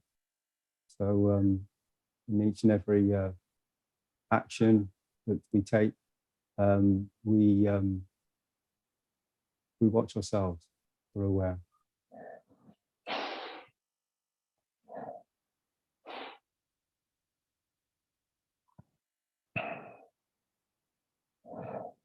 It's not to be watched, it's so one watches his own self. I was talking to some people recently about China. China, they can pinpoint you within 10 minutes with the cameras where you are. And it's the same. It's the use of camera, use of camera. And it needs to be understood how we watch ourselves without the camera. We can watch ourselves.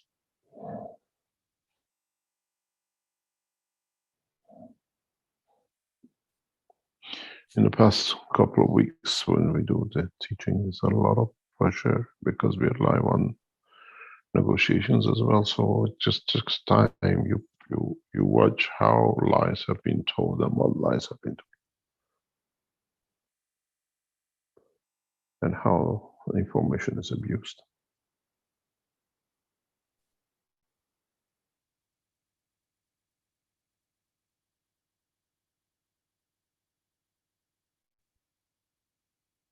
Any other question? Thank you, Mr. Keshe. Thank you. You're welcome. We have a hand up from David from Brazil, it looks like. Could you go ahead, David? Olá, falando português. Rafael.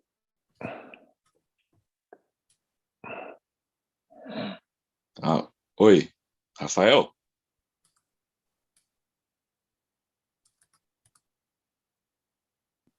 Do we have anybody to translate? I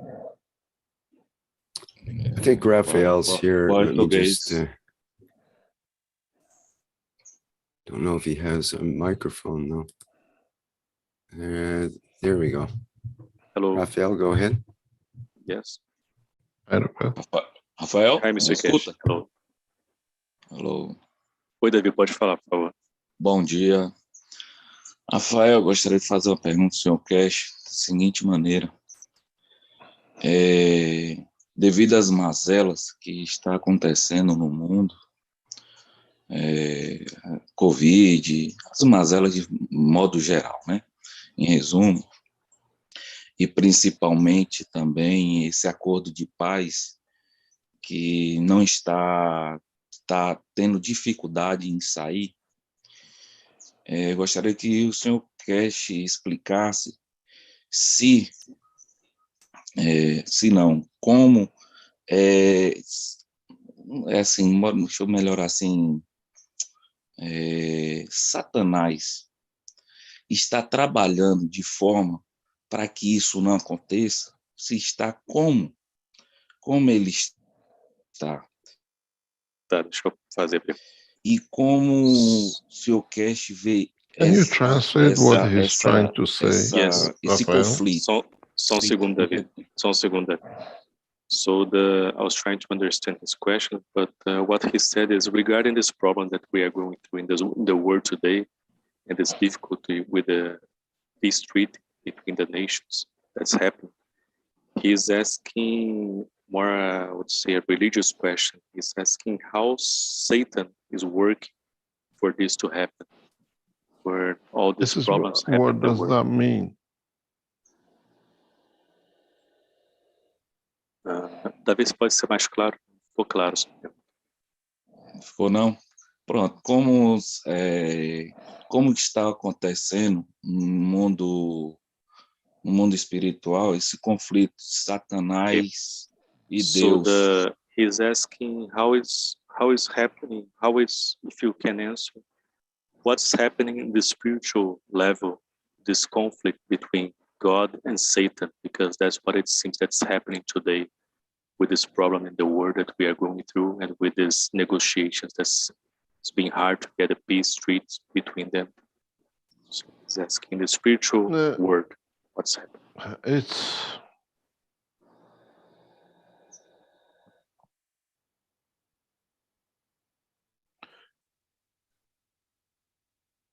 We are sitting in a position that most of us don't want to understand, or most of our leaders don't want to understand. They are part of the humanity till their seat is gone. It's not Satan, it's just that they think they're above everything and they can go through everything. The example of it is your president. I was in the American teaching on Sunday, and I don't know, I wrote to you, Rafael, in the background, can you explain to me what's happening? And he was explaining afterwards by I think, someone in the American teaching that the Brazilian president has refused, or what do you call it, abolished the vaccination book and passport, they call it. Am I correct? Yes, that's correct, Mr. Keshe. But the problem that he's going through here is that this power is within the governor of states and not with the president. So, but he for himself, he announced that he will not take the vaccine, and he against the vaccine passport. He denies, he abolishes the vaccine passport. Yes. Yes, but do you know what that means? What's the reason he got to that point? It wasn't there was an incident, they wouldn't let him somewhere. Nobody knew he's the president, or there was a confusion. A few days before that, listening to the reports. And then he realized, even with the power of president, there is no need, because he was supposed to be immune. This is what we said in the other teachings, that the world leaders are immune from vaccination. They don't need to take it. This virus knows who's the leader and it won't touch. And he was on the assumption and the promises that were given that world leaders don't need vaccination, they'll be okay, and they don't take it.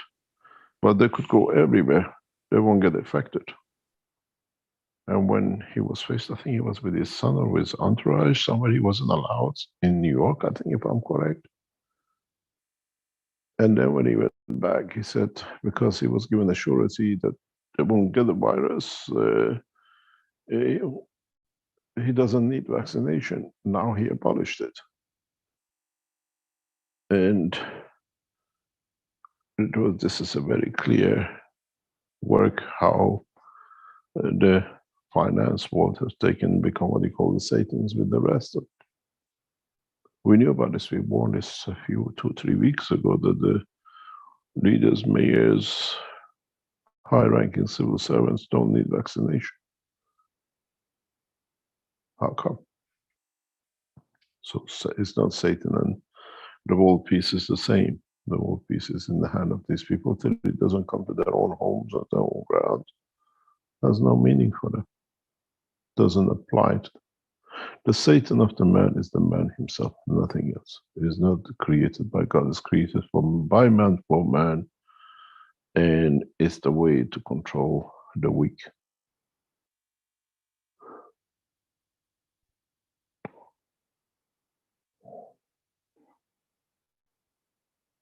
Would you like to hear you simultaneously translating in the background? Yes, I'm translating the background.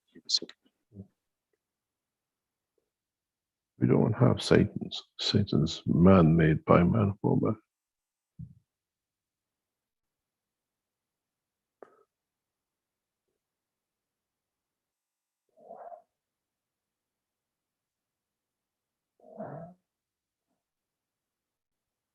Any other question?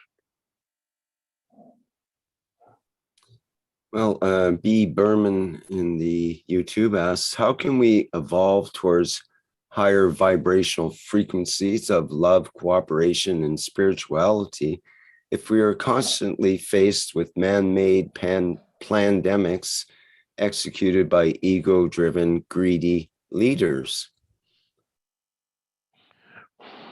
Don't know. They think they're above everything till they become part of it. This is the biggest problem. This is one of the biggest problem is these people, the minute they get the seat of power, or they get said, some people say to them, yes, sir, yes, sir. The whole commotion of trying to do things. We see more and more of it. And it's one of the major corporations has reported a massive profit, which has come out of this situation of what do you call energy, what called plasma energy transfers, that we all know what we're talking about. And he was very proud that this corporation has made so much profit with the death of so many other people. They don't care. And he says we're going to make more profit next year. Read the articles. And what I say very simply is we would like to see him and his family and his loved ones in the next few months and years.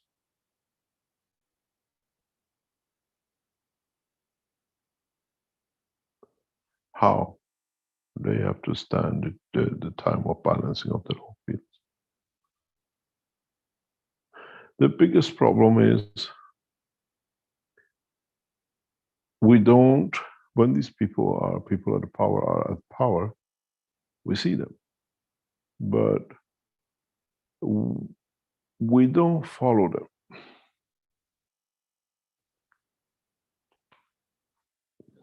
When they leave the seats, chairmans, head of organizations, board leaders, and the rest of it, and we don't follow into the structure of their life, and you see how horrible they live, what the things happens to them, the things they go through. Even when they're in a position of power, they have things that's so much hidden by them for them. And you have to see what happened to these afterwards. We see it now with Netanyahu, the Israeli leader, or ex-prime minister. And the way this guy was getting energy by creating hatred and lies and what they call deception. What did this guy got from by deception? Just feeling he can do. It's something interesting because it's come up in the negotiations and documentation. If you remember, 4 or 5 years ago, through our connections in the American security, we approached Netanyahu for peace talks with Iran and started dialogue. He wanted a week, and then a few more days later, he says, I'll negotiate with anyone but Keshe, because he'll get his way. And then we realized why. He has used Keshe Foundation reactors in his designs to provoke Iran as a nuclear power. That's why he cannot talk to Keshe, because he's used his space reactors by lying and cheating as being a nuclear bomb Iran is developing. And he openly has presented it. I've shown this picture before. He cannot sit on the same table and negotiate with us when he has used us to create so much fear and pain to millions of people in Iran. And all the hatreds we see. I have shown this before. When I go through the archives of the pictures, why this man has such a behavior? Why has he used the Keshe Foundation reactors in presenting to the world leaders as a nuclear weapon, and is bored, and some of the actions of world governments against Iran is actually the design of our nuclear reactors, space technology. How evil this guy has been. He cannot look in your eye or negotiate with you when he has used your technology, your reactor, to fool the others into accepting that the nation is developing a nuclear bomb.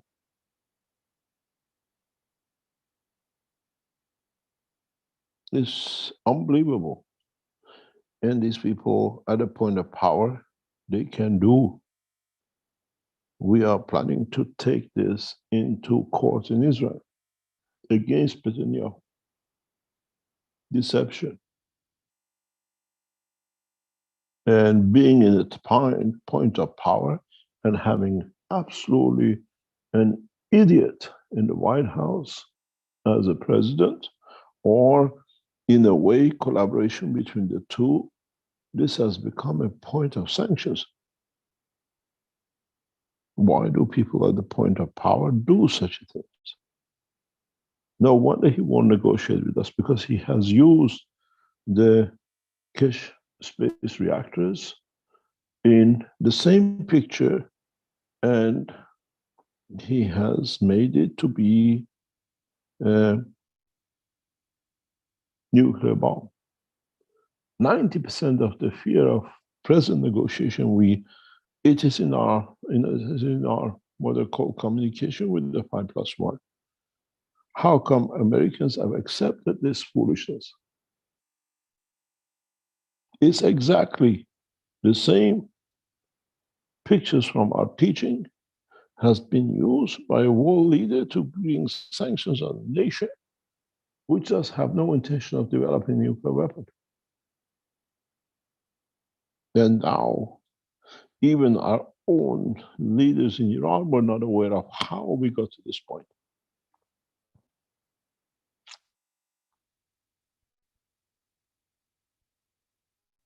You as knowledge seekers work, build reactors, we work together to create a condition of peace, to show the technology, and a twisted-minded, what I call demented, fear-driven guy has used our technology. It's literally, I went through, when I saw these pictures, in the same emotion as a Nobel, where we got the Nobel Prize, where he saw what they wrote about him.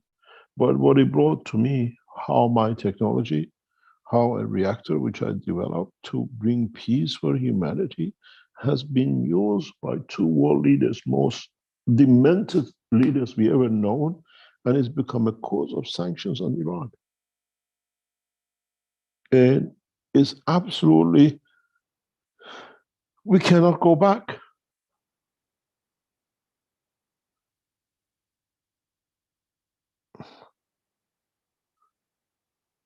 We cannot go back, we cannot change how our reactors are used. Our work as us as knowledge seekers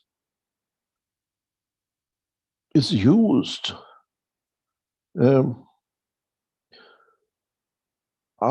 This just came to me from Azar. Rick, I send you this and play it.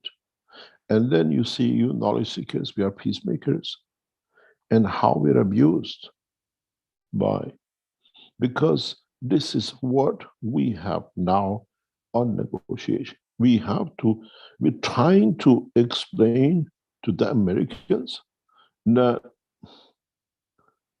this picture, this thing, is part of Iran space technology. Rick is on your Telegram. Look at it. You knowledge seekers know the both pictures are part of our teaching.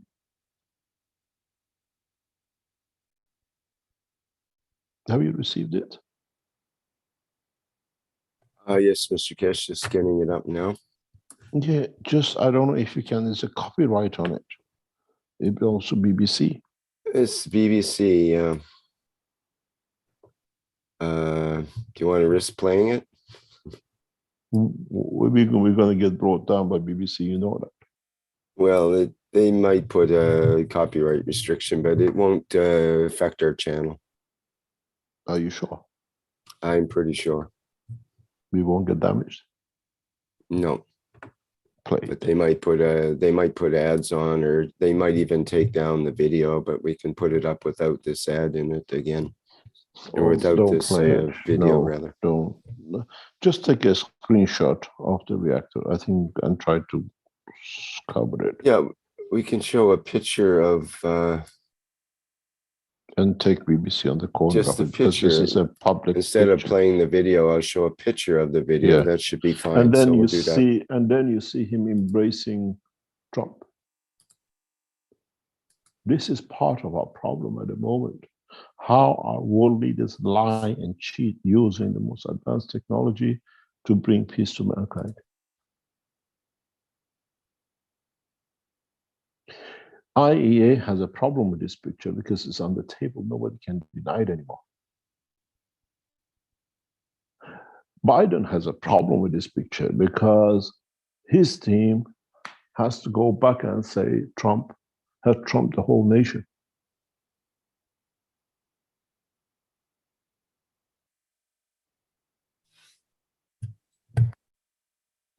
This is part of our problem.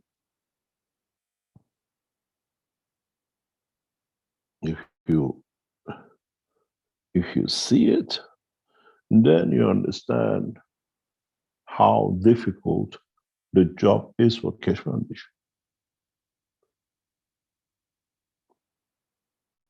We worked on trying to bring a peace program.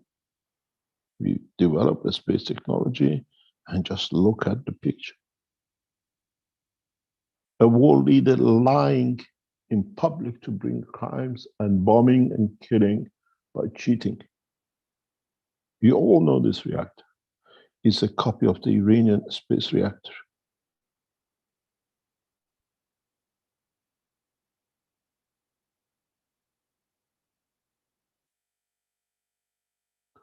This picture, as part of the video which shows the flag of Israel, brings shames on the flag and the nation.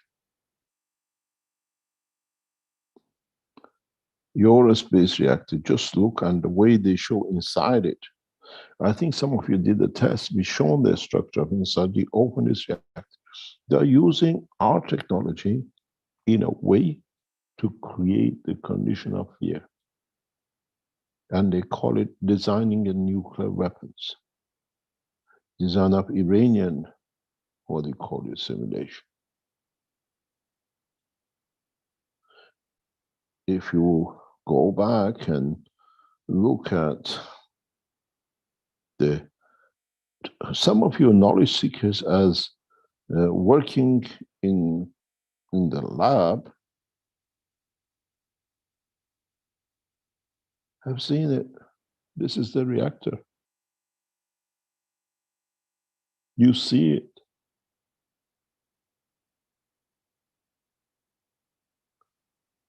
My knowledge to bring peace has been used by the most heinous men, two world leaders, to bring sanctions and killing and dying of children in Iraq. This is why we take the love of God from the nation of, not a nation, from the tribe of Moses.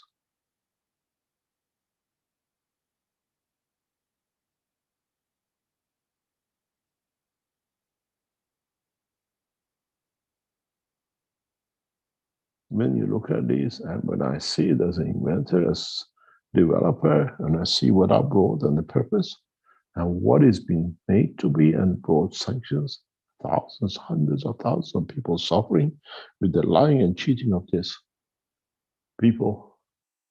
And then the beautiful thing about it is the Belgians have passed this to the Iranians to say, I'm a Israeli terrorist. They all lived within my home and sabotaged everything from inside. Lies and cheats. All work together to bring the most beautiful technology to be the most heinous, lining their bank accounts and men in their beds.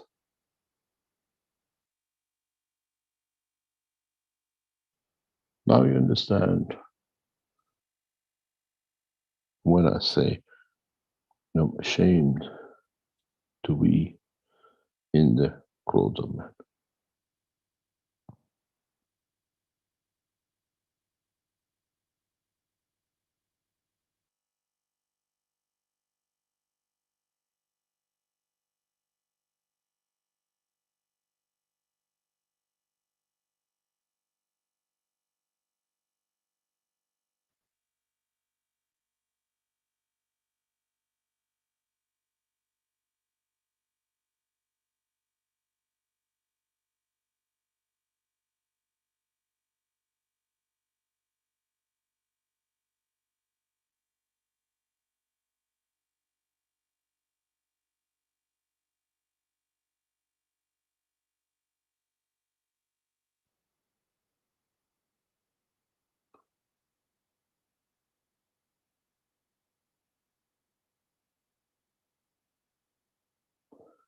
It is not easy when you face these things and then you have to fight to overcome a lie, to fight, to show how proud these people are to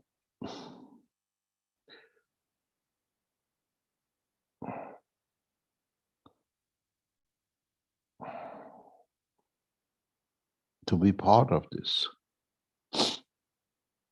that these people have brought to us.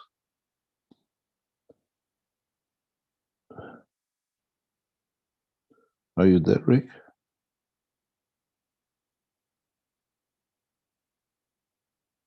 Yes, Mr. Keshe, just trying to figure out what image to put on next here. Yeah, no problem. Want to go back to that, but the one we had on? No, or it's no something problem. different? But it's no problem. But in reality, it's for us, it's a shame to see our technology has been put in, and this has brought a big pressure on IEA. This picture and the picture of the Keshe Foundation, the space reactors in past week has brought mayhem in IEA.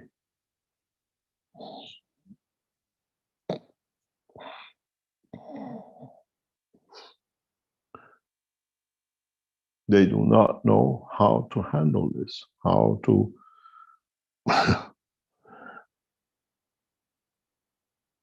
how to work with it. How can they go back and tell nations we accepted the lie? So IEA is doing its best to cover up this. And the Americans are running rat from this.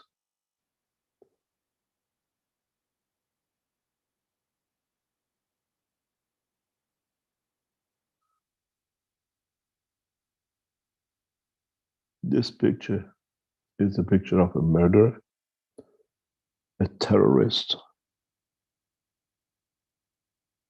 a most evil man I could ever known to exist in the time of my life, where you deliberately go out to do such a damage. Tomorrow morning in negotiations, these things have to be solved. Americans don't know how to handle it. The Americans, the Biden organization doesn't know how to explain this to the world that we've been cheated.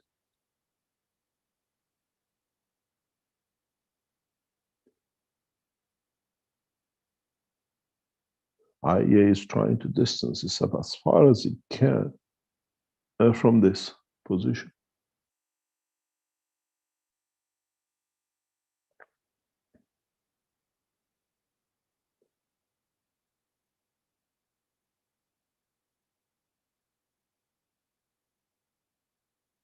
And what can we do?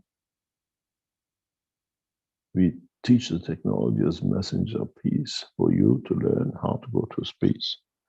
Now we get the most evil man on this planet, 2 of them. Then celebrating. If you go in a further in this video, you see the 2 devils, what they call Satans, hugging each other. There, under the American flag. We lied, we cheated. How do we share the loot? By sending weapons to the Arabs.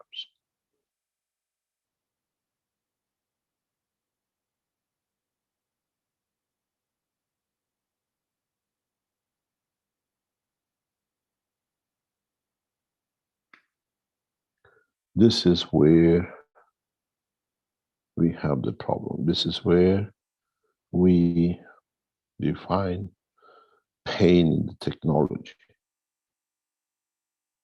This is where I cannot find words to describe it, to explain it, but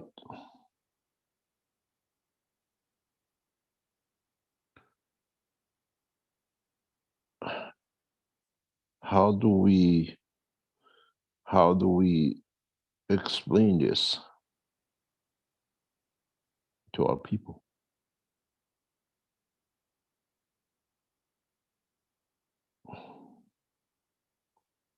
How can we explain this to people that tool for elevation of the man, for science and technology, has been used the wrong way and deliberately, and they're celebrating doing it?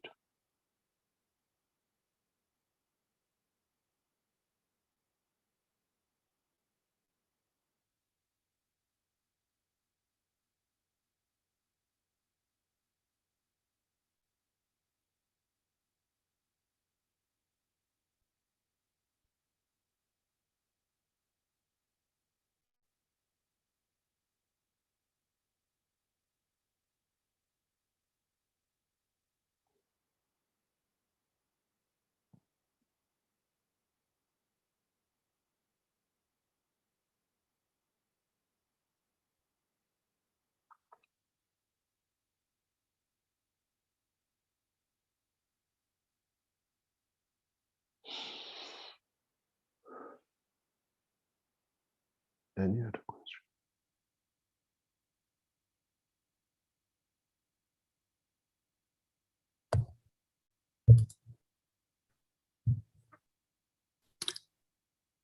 We have a hand up with Kay. Kay, would you like to go ahead, please?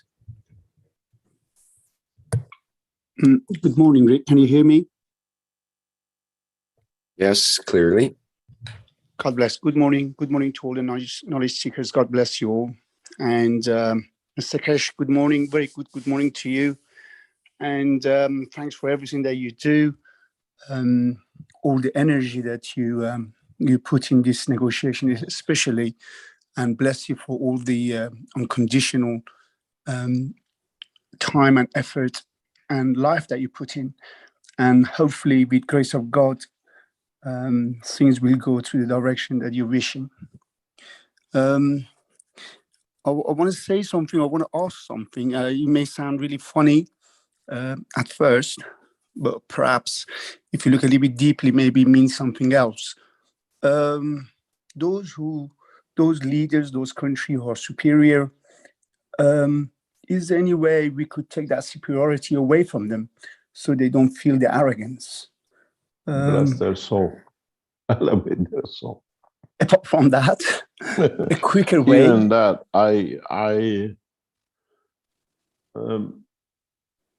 when we say we take the love of God from a tribe, it means we give it to them, but their soul will not accept. It's not punishment by us, it's punishment by themselves, to themselves. We don't punish. When we say we take the love of God, it means we give, but they cannot receive it, because They punish them. So they block receiving.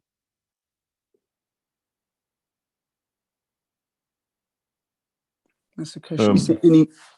Sorry. It is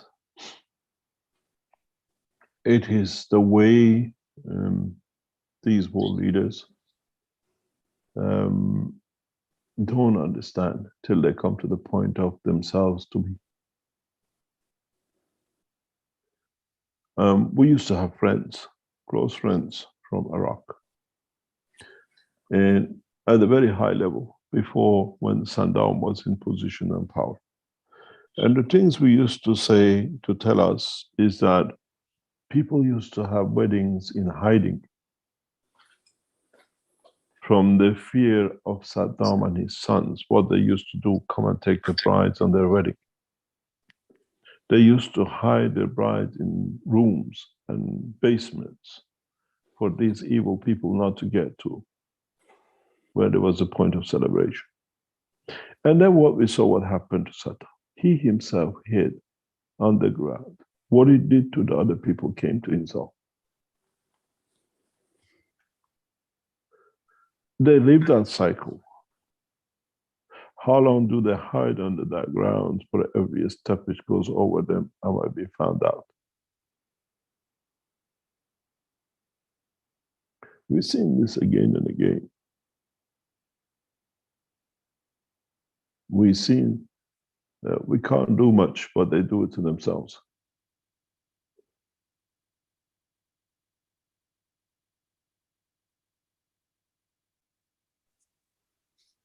Where is the reality, and what do world leaders do with themselves is another point after they do these kind of things. What we see in next couple of generations, there shall be no sign anyone who will follow Moses. Couple of more generations. Because they become enlightened to the truth and the way their leaders and their way they were set up.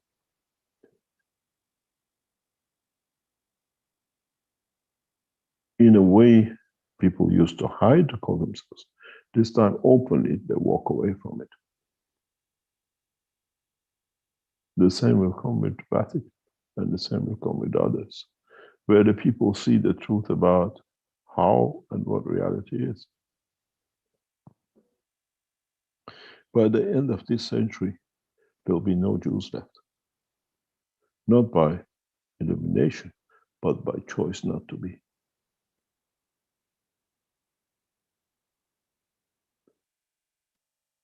The name of Judaism will be on the paper, and soon it will come out on paper. We don't say the end of the state. We call the elevation of the soul of those who understand it and walk away from it. Well, how wrong has been. How does every Israeli feels when they know with such a cheating child these pictures by the leader, children are dying in Iran with sanctions.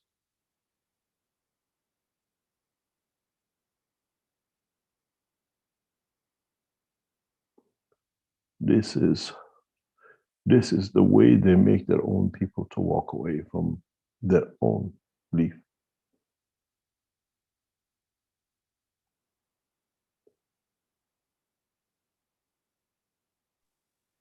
My wish is, Mr. Keshe, for what you just talked about earlier about Netanyahu and Trump going on about the lie of the century, my wish is that comes into light as soon as possible. It is on the light. It's on our documentation to IAEA in 5+1. It's on the table of 5+1, this picture. Hopefully it'll be in the mass media. And they have a way No, to they won't allow it to come out. It's on BBC. It can't be more mass media than BBC. You understand? Yes. But connecting it to where it comes from, this morning, during these teachings today, I have communication with IAEA in the background. They don't know what to do. They say we leave it, we can't do anything with it.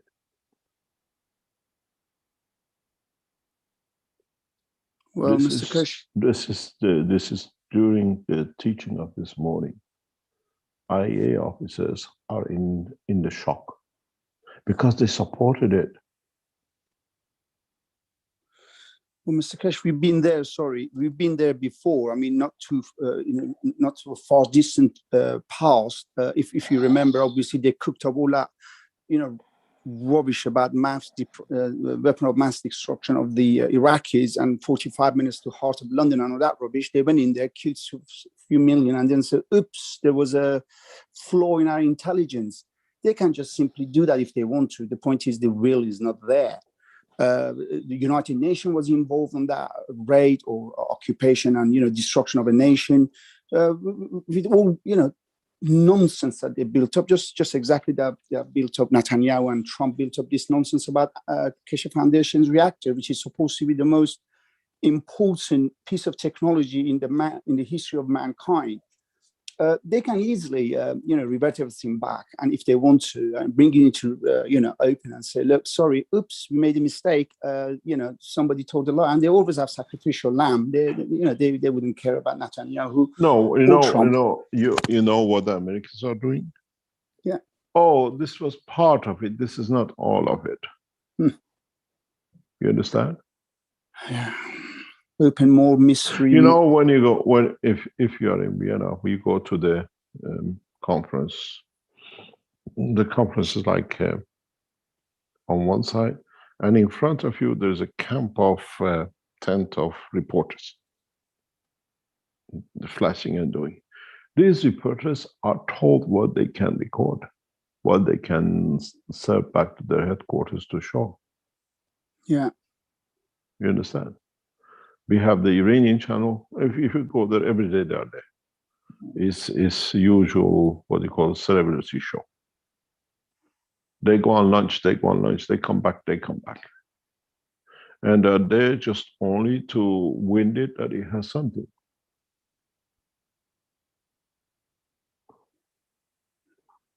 And how can we put this? Even our own Iranian channel, television channels are not prepared to bring it out in Iran.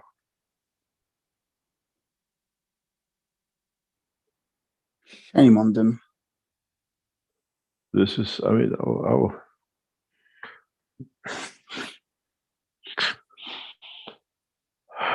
when you go to this conference, it's like a cat show. The catwalk? Yeah. That's all it is. The American negotiating team has sent 2 or 3 to Vienna. The rest are sitting in London. When we can bring the Iranians on their knees, then we fly.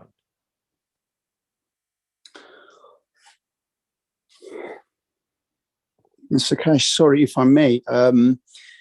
Somebody says, very interesting. Somebody says, tell them to visit the Lens KF Expo to see the atomic energy in person so they can have a good laugh. We already done that. We have prepared that. They are fully aware of the, the structure. We, thanks to the Keshe Foundation team in,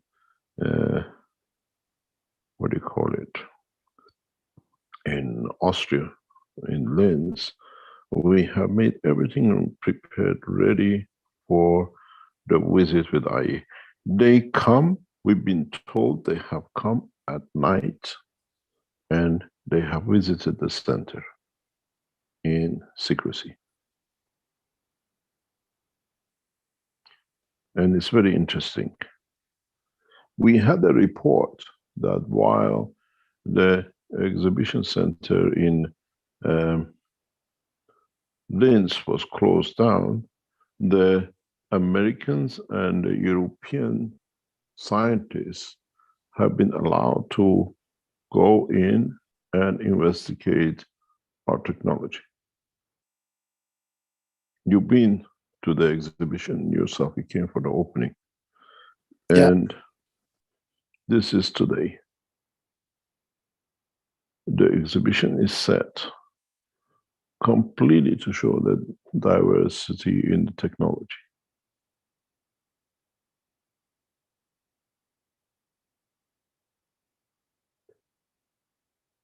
They've been there like thieves at night. Not that they would understand anything. We have knowledge seekers who work with them. I'm sure they wouldn't understand anything. Ashamedly, we have knowledge seekers who work with them. It's a lot of shifting, Mr. Keshe. Everything gone to the basement. Yes. Now, downstairs has become the space technology. Done this week. Bless you. Thanks to the team in Linz. We are in Vienna.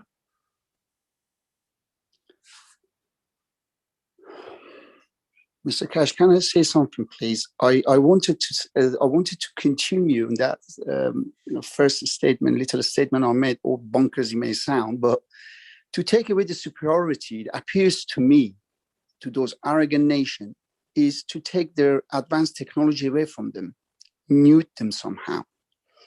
I know it is, it sounds really out of this world, but I'm sure there is a way we could mute those very tools that they have, which gives them the power of superiority.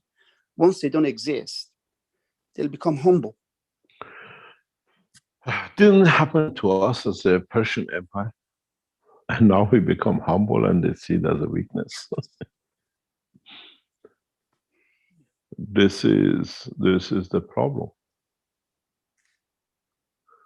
By that time, I'm sure when we had the Persian Empire and before the empire became an empire, our leaders did the same to the other nations.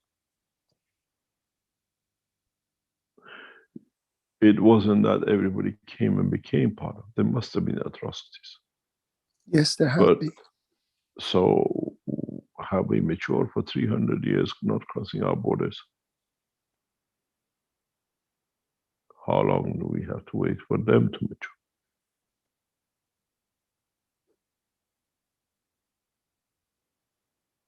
We need a catalyst, Mr. Keshe. I don't know how. I know. The catalyst is a new technology.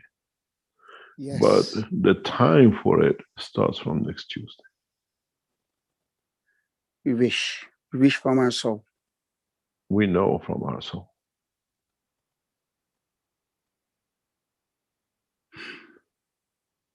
And everything is under the control of what we call incompetent people who reach to the point.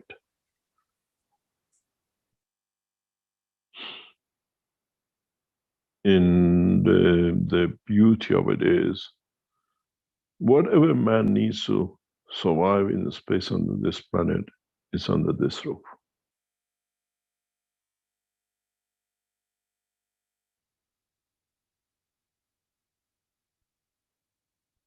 If you understand it, in a way, for the first time, if you open the picture, I don't know if you can see it as I open it, you see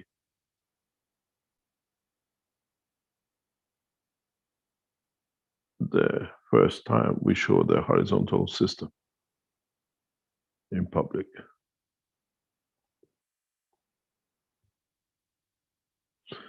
In this machine,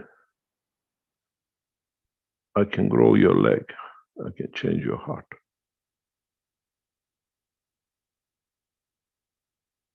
Next to it, you see the brain system. Next to it, you see the vertical system. Next to it, you see the original enhancement unit for dense plasmas.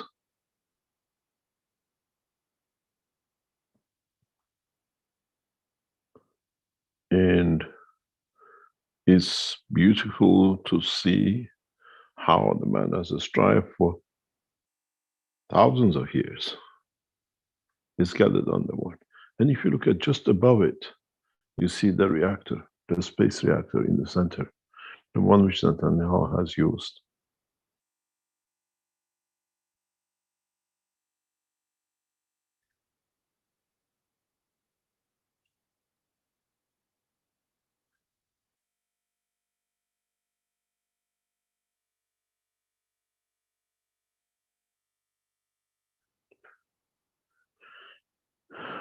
Any other question? Thank you very much, Mr. Keshe. God bless you. Everything you do. God bless you. Thank you very much.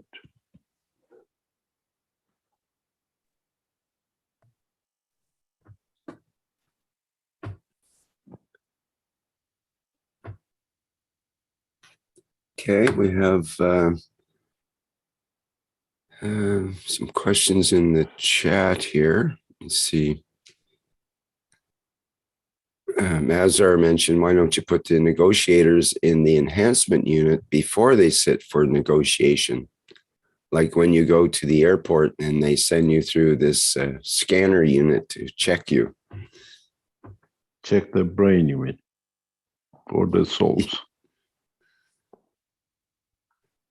Yeah, well, maybe they need to check their brain in at the door and just negotiate with their souls instead.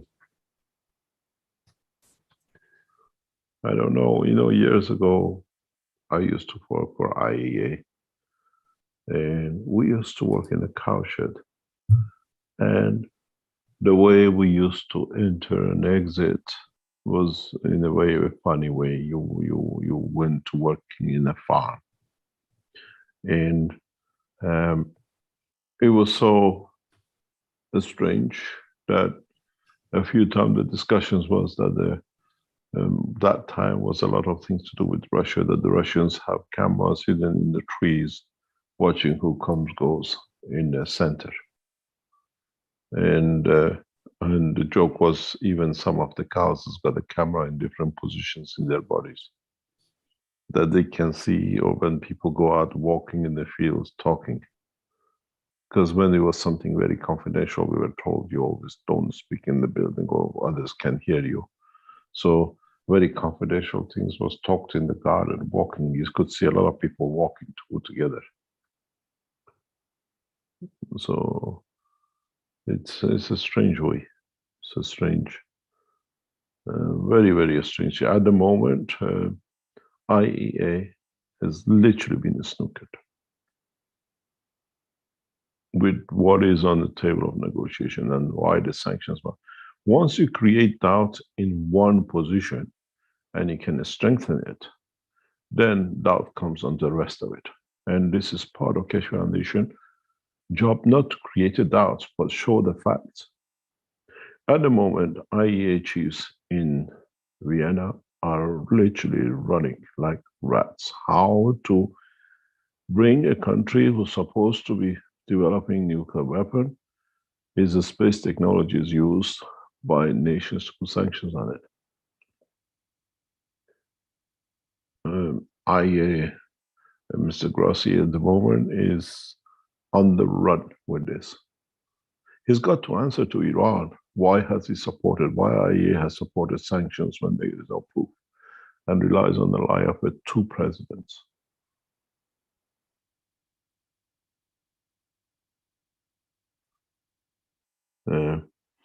One of our negotiators yesterday said something very nice. What Russian girl did get to bed of Trump to get him to do this?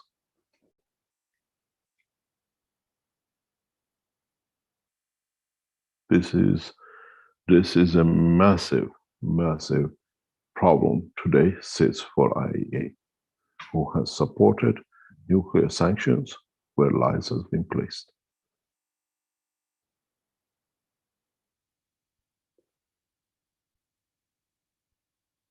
They do not know how to handle it.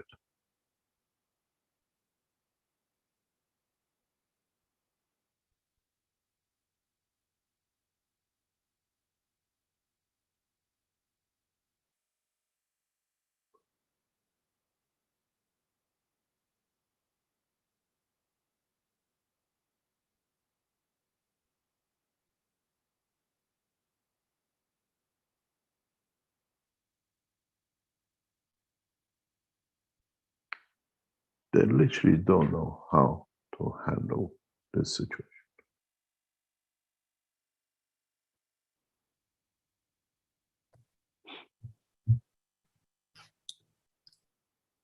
Well, in a way, Mr. Keshe, it seems like perhaps the greatest blessing to have Mr. Nataran, who expounding about the technology, because many rational people around the world are used to and know about his alteration of reality that he presents at his presentations in the past. And, you know, I've seen that years ago, and I just start laughing sometimes when I see the ridiculousness of his exaggerations and reports and so on. So perhaps this is a blessing in a way, because it brings it to the surface and makes it so people will have to address it. People, the negotiators, we have a will big problem. be forced. We have a very big problem. This slide, this presentation slide, which is the biggest problem now in the negotiation is not the negotiation prior to 2015. Is the new sanctions which is brought because of this picture, this video by Netanyahu to Trump. This is the biggest problem.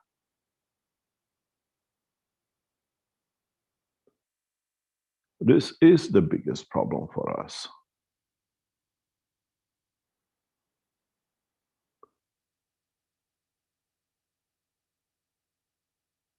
With this picture, with this document on the table, all the sanctions are irrelevant.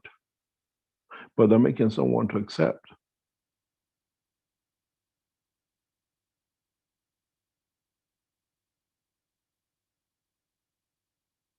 In a way,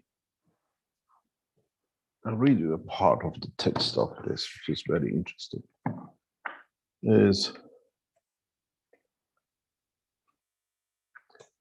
It's very interesting that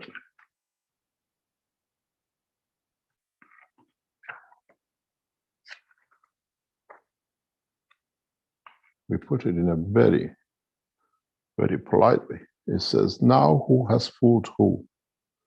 Iran advanced nuclear space plasma technology has become weapon technology by misrepresentation and deception.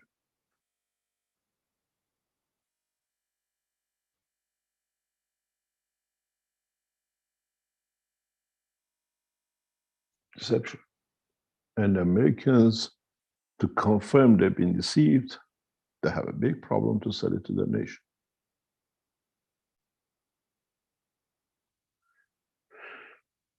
Iran new advanced nuclear plasma technology is a space program development.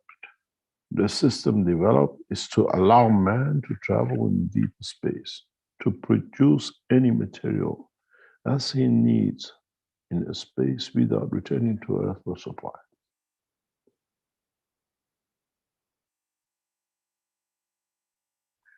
And the biggest problem is American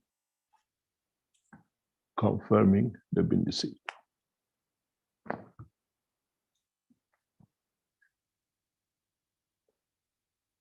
American confirming to be deceived.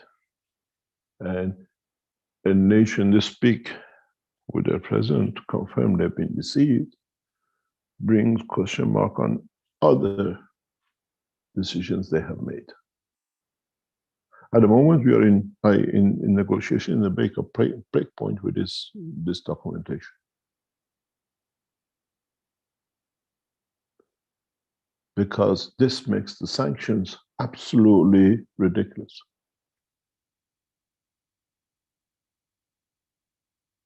I'm back in this afternoon, hopefully, or tomorrow morning. And we want this to be opened up.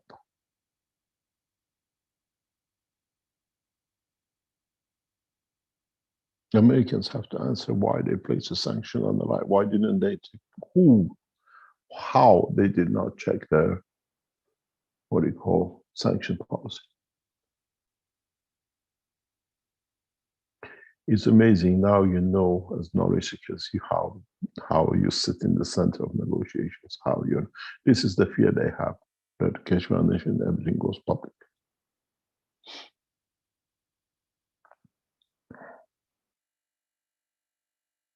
Now you can see how our technology as knowledge seekers, people like Arman and others who came to the Sensano, they brought their reactors, they built it themselves. Your reactors now is used as a weapon technology for the nations who abused. The lack of knowledge by the others about the work of the foundation.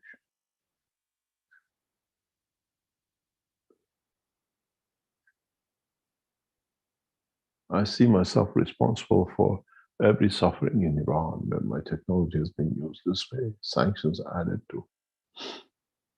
And then I'm ashamed to have another person who lived with me sending it to tell them the way is done by lies and deception.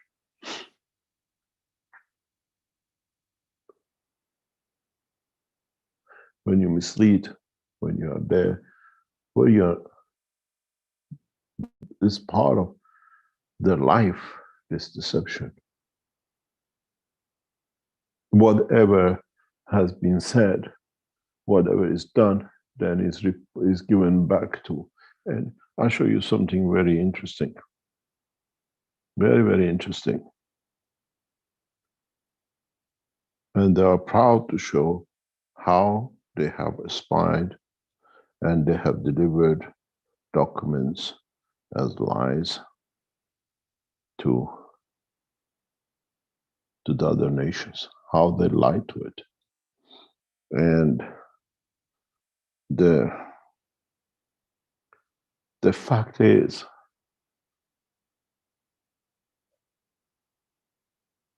how alert do we become our technology not to be misrepresented?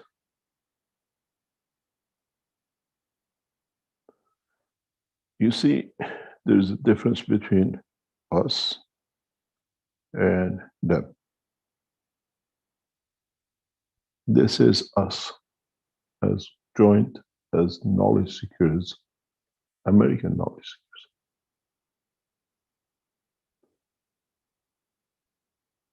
seekers. And this is us as knowledge seekers in another continent. And this is them using the same knowledge.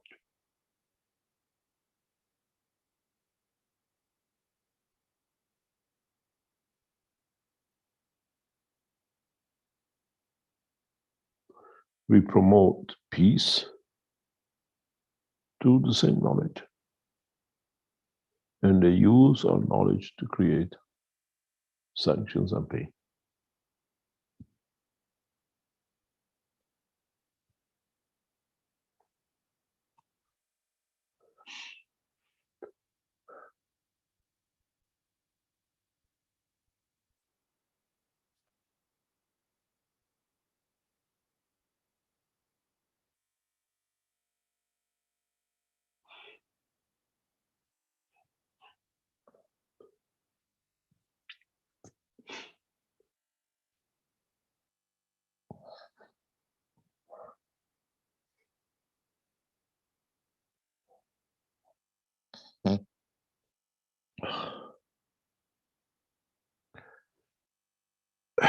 Any other question?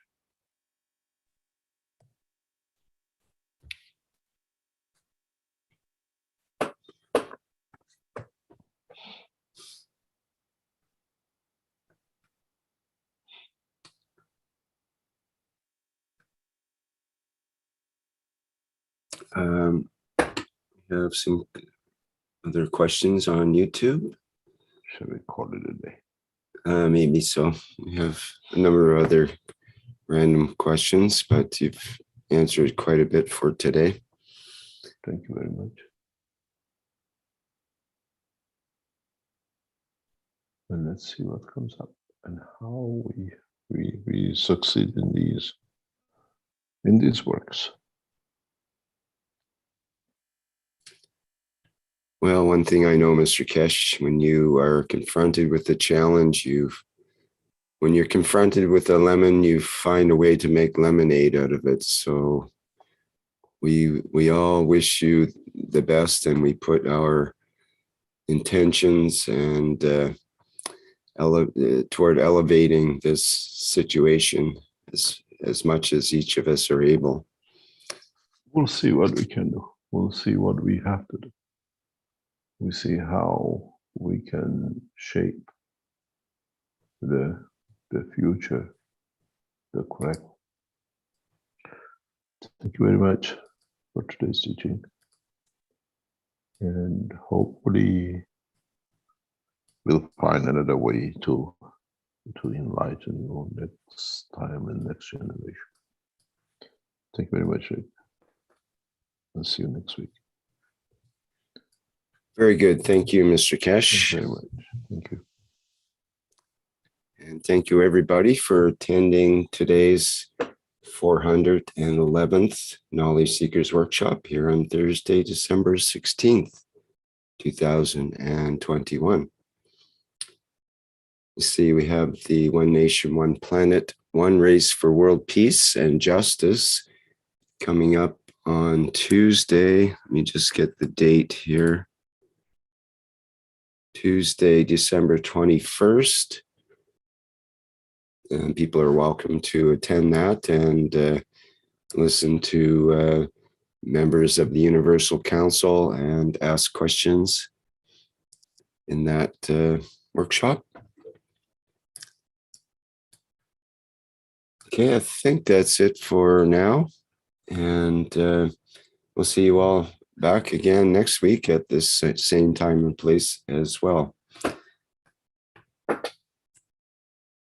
So I'll play the Christmas bundle once again, and we'll go out with the Spaceship Unit music version. Okay, thanks everyone.